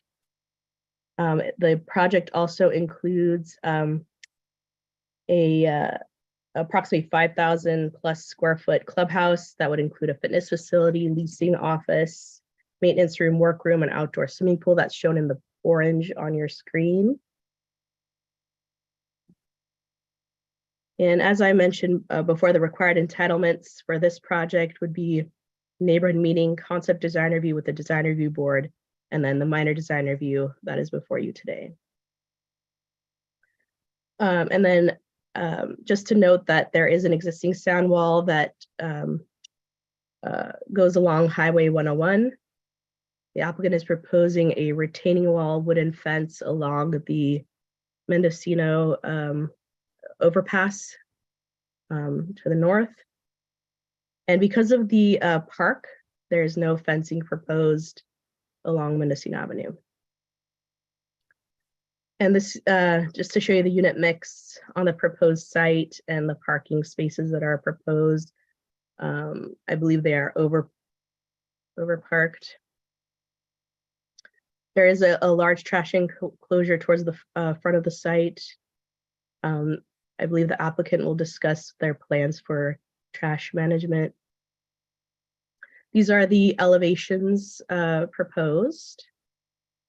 It's a mix of hardy plank and stucco with some metal railings and an earth tone palette. Here is a rendering of what many of the buildings would look like once they're built. And here is the materials board showing the types of materials that will be used. As I mentioned before, this did go before the design review board. They were generally had positive comments, not a lot of comments on the architecture, but there were repeated comments about the color palette being, the original color palette being too gray, and that given the history of the site of having been charred and empty and sort of blighted because of the fire, and the new project being a symbol of rebirth sort of for the city, it's sort of a symbolic project site, that they wanted a little bit more of a lively color palette, or perhaps a warmer, earthy toned palette.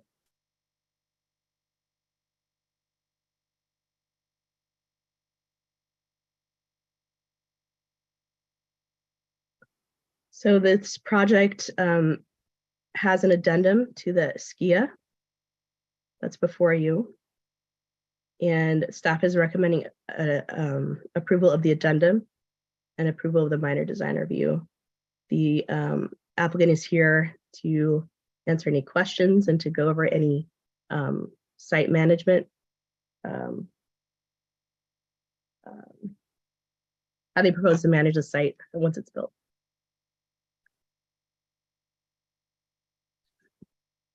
Thank you. I'm just writing myself a couple notes. Let's see. I'm going to open up the public comment period. Oh, I'm sorry.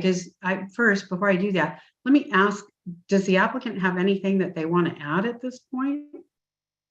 If so, there's a hand raised. I don't know if that's is Tyler Wood part of the applicant team, Kristen? Yeah, okay, good. Hey, Susie, how are you today? I'm good, thank you. How are you? Good, thanks. And Kristen, great job on the presentation. I don't have anything to add, but we are prepared to answer your questions or any other questions that the public might have. Yeah, I'll go and ask the public first. I just have a couple. Kristen answered mine for the most part. So do we have any hands raised, Kyle?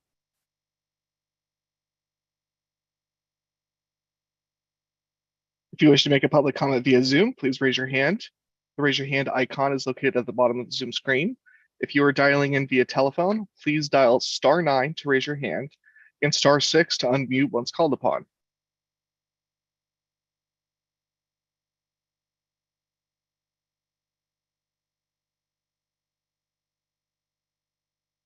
Zoning Administrator Murray, it looks like there's no hands raised at this time. Thank you very much. Okay, and then next I'd like to ask Chair Weigel also to chime in. He was at that meeting. I was, yeah. So I actually want to start with the clubhouse. I want to commend the applicant for listening, I think, to us. It looks like they took to heart a lot of the comments we made, particularly about the kind of the vernacular of the palette.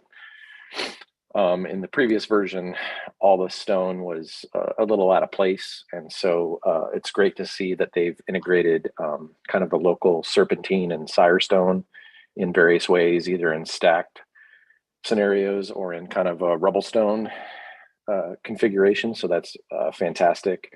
I think the color palette on the clubhouse is a significant improvement, a lot less gray.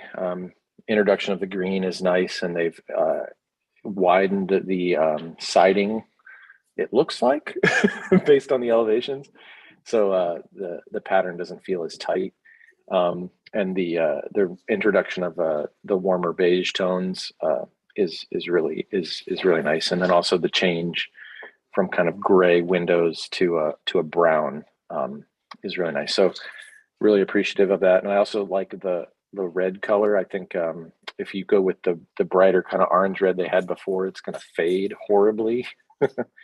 And this new red, I think, is it's a little bit more pastel, so it'll be hopefully a little bit more resilient towards UV ray degradation. So I wanted to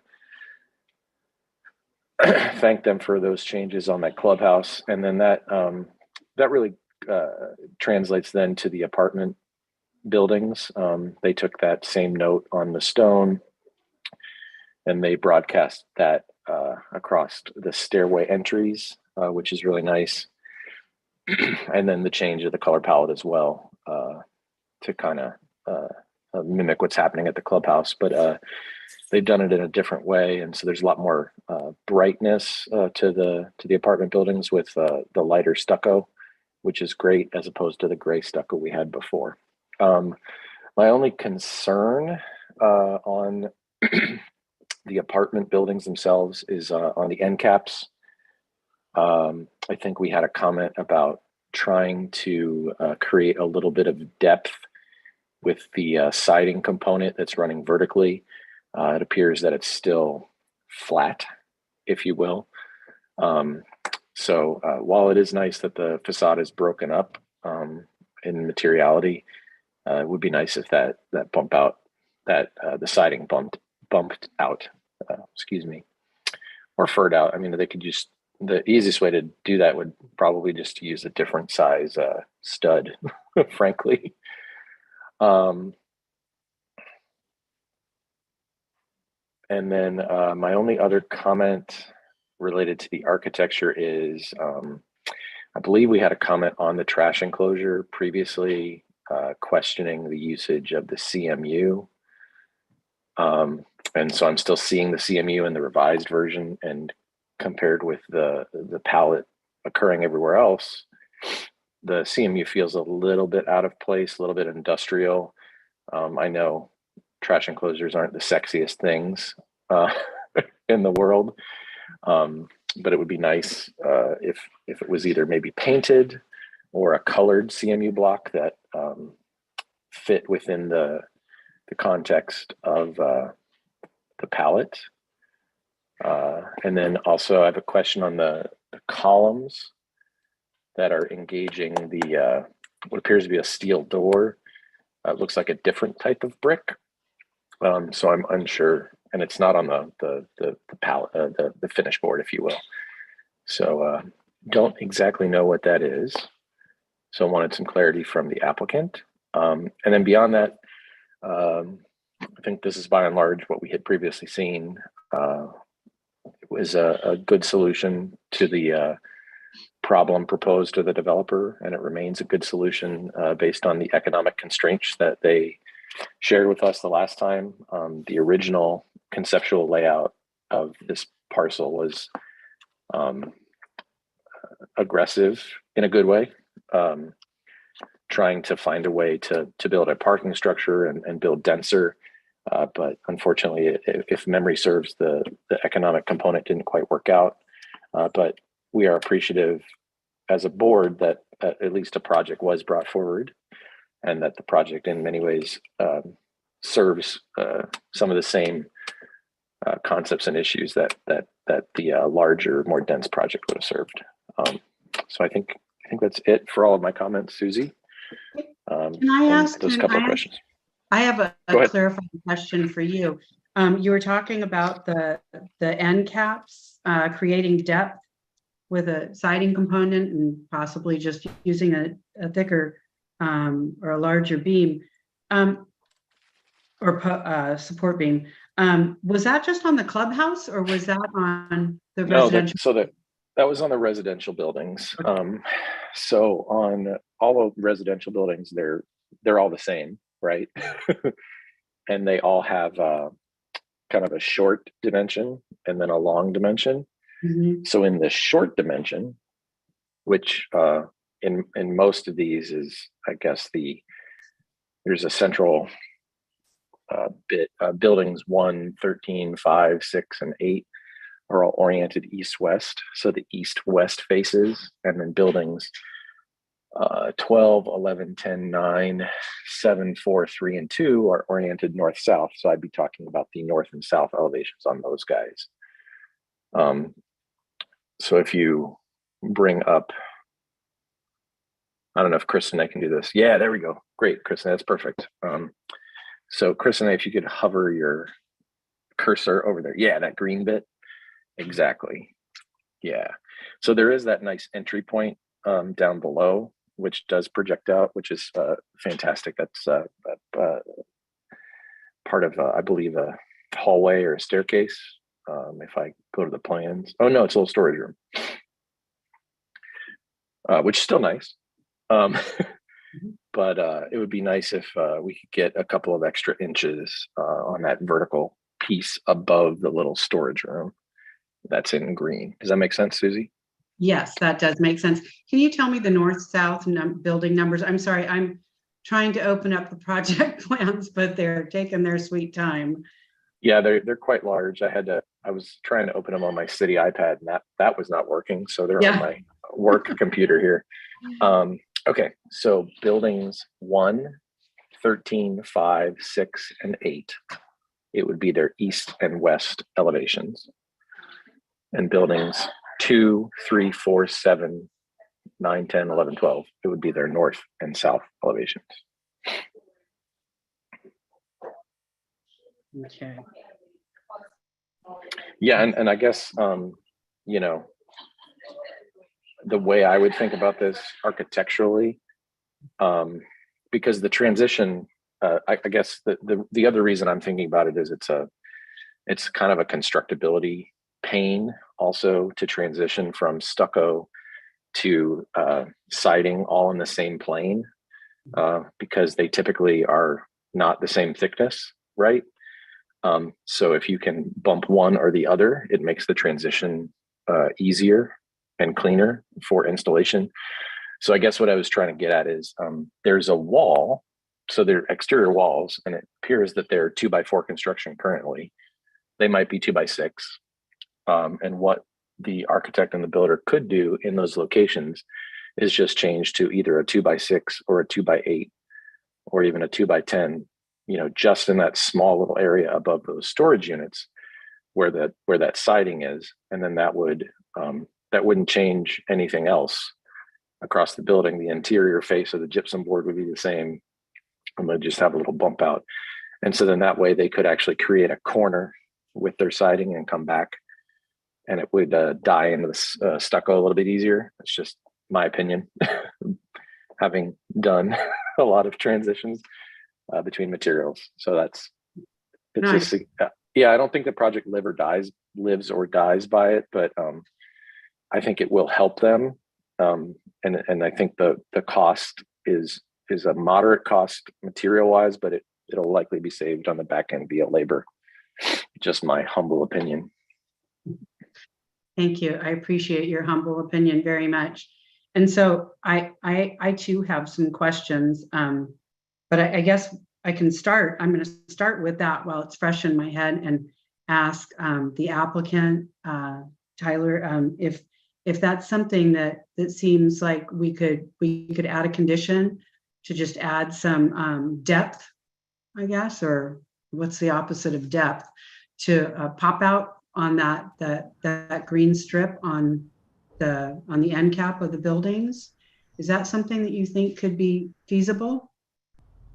Yeah, I think that's a reasonable request. We can study how to articulate that appropriately, and we can certainly circulate it back to staff and Chair Weigel to make sure that it passes muster and achieves the desired design intent. Okay, then, gosh, I didn't draft any conditions. I think I can put something together. Christine, do you want to take a stab at that? Or do you want me to do that? At the added condition for the buildings? Yeah, I was thinking instead of numbering all the buildings, just saying the short sides. I totally agree. Okay. I think you can, since the buildings are all, if not the same, very similar, I think you can just, write a condition. Because the numbering might change. Yes. Once it's submitted for a building permit, so. I get it, and it applies to all the buildings, so. It would be a design review condition.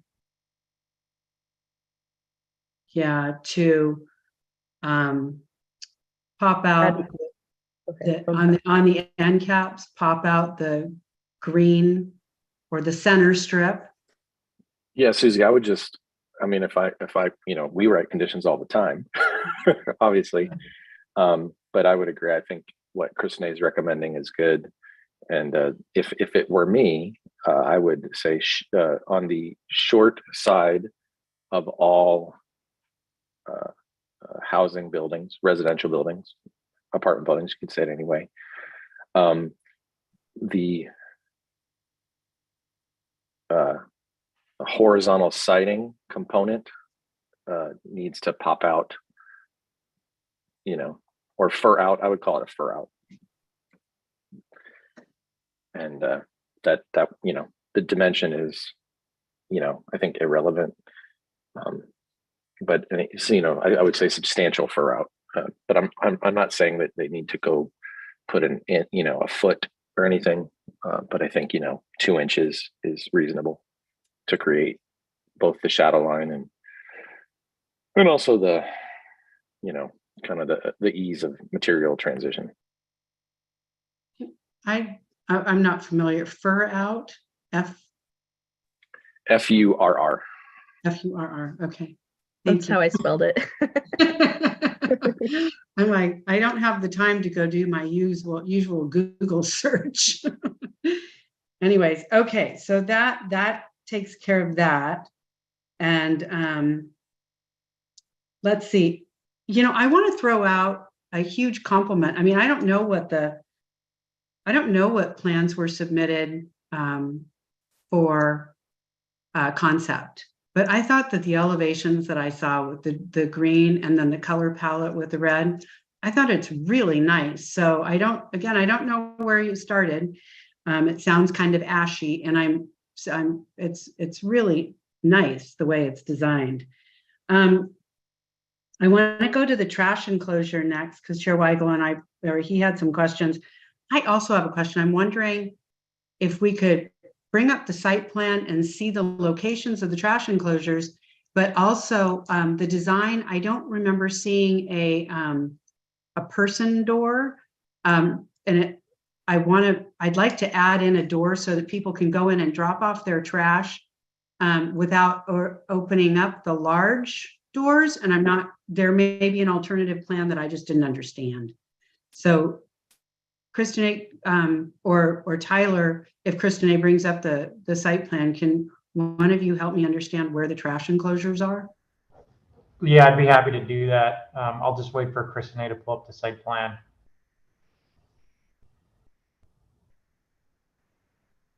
Great. So Kristen's identified the site plan, or excuse me, the trash enclosure here on the site plan. It's on the northeast corner of the site. So Chair Wagle and Kristen may remember on earlier site plans, we had a number of trash enclosures distributed around the site. And ultimately, we studied this a great deal, believe it or not, because the project, I think, under a certain type of trash enclosure, obviously with 3 streams of waste management and appropriate access for people to access themselves, required, I think, 6 to 8 enclosures. And so we thought that was a little bit excessive for a site of this nature. So what we've proposed instead here is actually we're going to run a valet trash service. So people only need to put their trash outside of their door, and it will be picked up on a regular basis by a third-party operator and then taken to this larger enclosure, and then they will use the components within this enclosure to appropriately maintain the streams of waste from the project. And so that we felt like served a couple different functions. So number one, it resolved the amount of space that the additional trash enclosures on site would take. And so we could obviously use that space for other things. The second thing is it reduces the noise and disruption from garbage trucks coming on site. As you know, garbage trucks tend to have some pretty irregular hours. Sometimes they start pretty early in the morning. So we felt like this was a good way to minimize the disruption to our residents and to our neighbors for trash services. And then the third thing is we found that this was more economical for the project in some different ways, which certainly allowed us to address some of the other requests for the project to make sure that it was really meeting the design intent of city staff, the design review board, and the community. So that's what we have proposed here. Got it. I want to say first, I think it's brilliant. I love the idea of a trash valet. I'm concerned. I'd like to know how frequently that service is run. Yeah, it will run probably 3 days a week where they collect trash. And certainly we can make arrangements with our on-site staff to retrieve any trash in the interim. So the project will be staffed fairly significantly for maintenance and ground management team. So I think it's 3 days a week from the valet trash service, and then any interim requests will be addressed by on-site staff who have like a tug or something where they come and just grab whatever the residents need to dispose of. Yeah, I think that it would be necessary to have a contingency plan if you're only going to have the valet 3 days a week. I'm wondering, and I think I might be flirting a little bit with land use here, so I may have to punt here to the Planning Commission, but I'd love to hear a recommendation to the Planning Commission for them to consider this. But I think it's a good idea for staff, or even better if people have, if you limit the days that they can put their trash outside, that if they do have, somebody cooks salmon or something and they want to get rid of that stinkier trash on the other days, that maybe they can get access to the trash bins. I don't know. I mean, that's just a thought. And the alternative is providing containers, attractive containers outside buildings that, so that there's not just trash bags sitting outside for 2 days. Yeah, I think we can certainly do the containers thing. That actually is something that is pretty normal with valet service because they want to standardize the pickup anyway.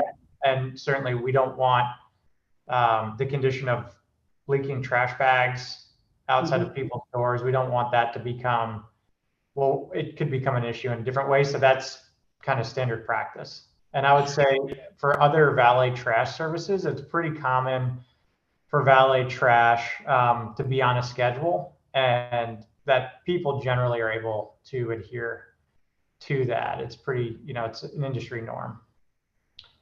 I've never even heard of it. Isn't that funny? An industry norm. It's a great industry norm. So getting back into the design review portion, if you do containers, do you think they would be permanent containers, or like, not like the trash bins that that we see from Recology, right?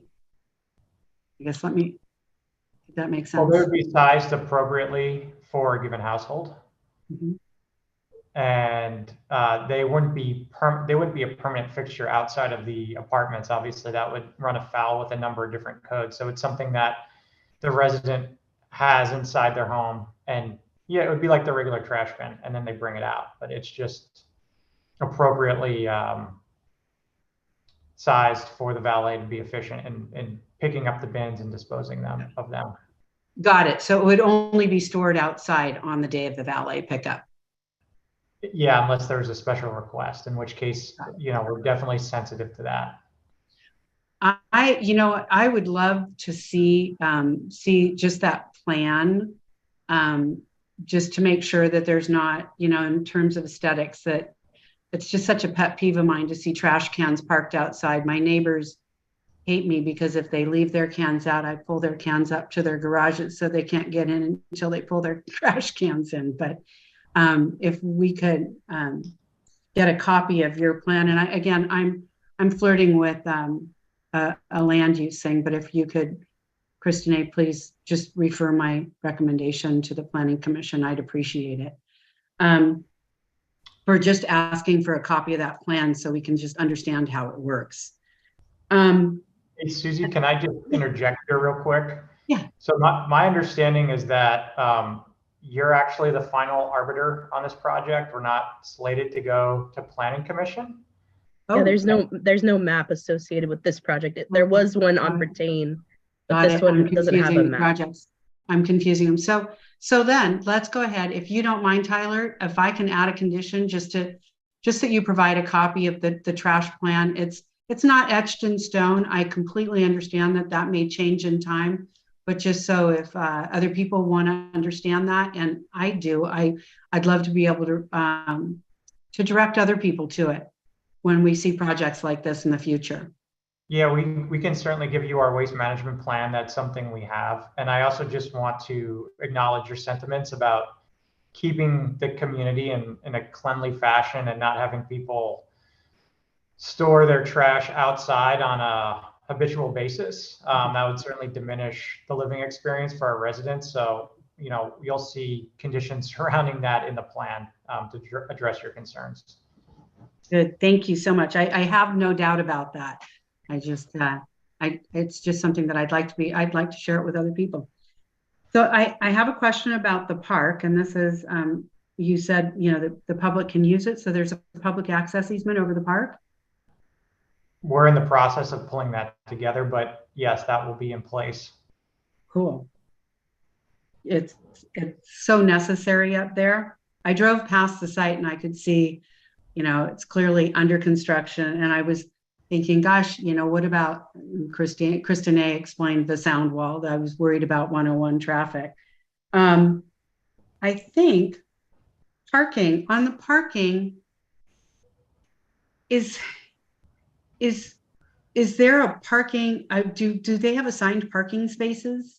Will the residents have assigned parking spaces? Yes. Okay. Well, I think then, I think, hold on one second. I had some notes.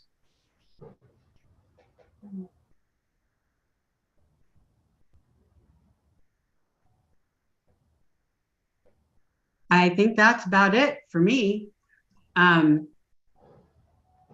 If you don't have any, if you're willing to accept, I think I just added 2 conditions. Ms. Murray, Susie, Drew also talked about the trash enclosure. I didn't know if you wanted to. Yes, he did. There you go. And Tyler, how about adding some color to the CMU blocks? Got a note here and I just scanned right over it. Yep, and I apologize. We actually intended to do that and we didn't represent it on the materials that staff has. So if you'd like to add that as a condition, that's fine. We'll happily pick a color that you guys deem as appropriate for the trash enclosure. Okay. I think that yeah, Susie, if I could chime in, I think why I'm concerned about it is it's at the entrance to the facility off of Mendocino, right? So I think the design team, the applicant team can kind of solve that issue probably with 2 things. One would be either adding color or a veneer to the enclosure. The second option would be adding color to the CMU block only, and then planting it, with some creative landscaping around it to obscure it, if that makes sense. And so I'm going to leave it up to the applicant team to figure out what works best for them. I think that would be the way I would direct that if were this a DRB hearing. Tyler, do you have a preference? I would lean towards the planting around it, given its location. I didn't consider that, but its proximity to Mendocino Avenue, a very well-traveled street in that area. I think it makes a lot of sense to pretty it up on the east, the northeast and south elevations. And I think you could do that pretty easily with some vines. Yeah, absolutely. I agree. Plantings would be a natural solution with the painted cinder block. So we'll study that with our landscape architect and come up with a concept that is that meets kind of the intent of these comments, and we can work with Kristen as needed to kind of figure that out if you guys are okay with it. I'm completely confident with Kristen looking at that. I mean, there's some really nice ivies and stuff that grow up concrete walls. They use them for the freeways all the time, and you don't need a lot of water for them.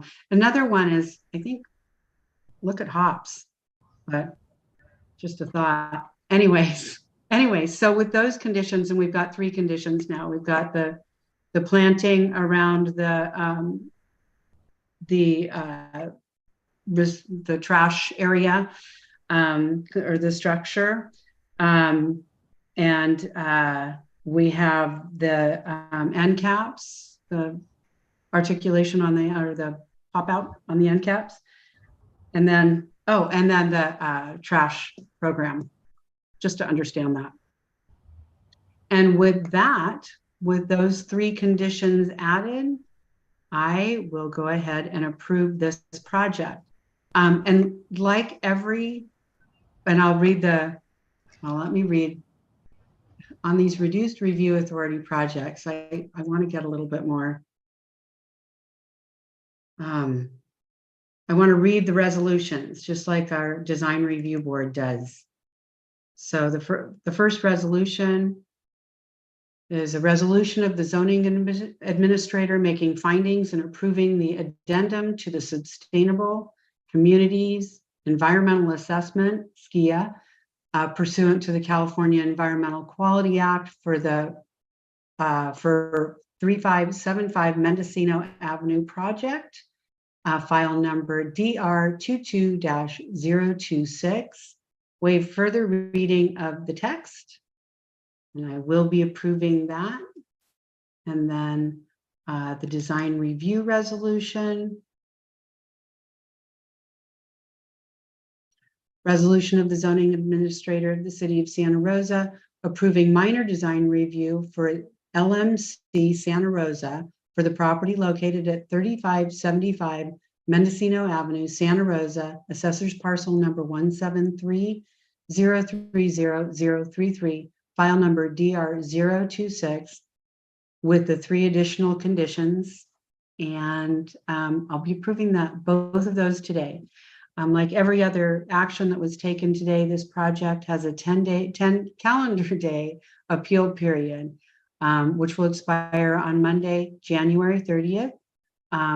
You can work directly with Planner Tumians or come into the city to Planning and Economic Development to submit your application. And again, it needs to be submitted by January 30th.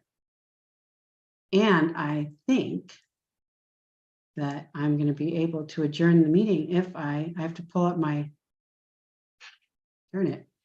resolution. I've got so many, or my agenda, so many things on my desktop open. Yes, item 6 is adjournment of the meeting. So I am adjourning the meeting at 1 o'clock straight up. Thank you all for attending the zoning administrator meeting of January 19th. Have a great day.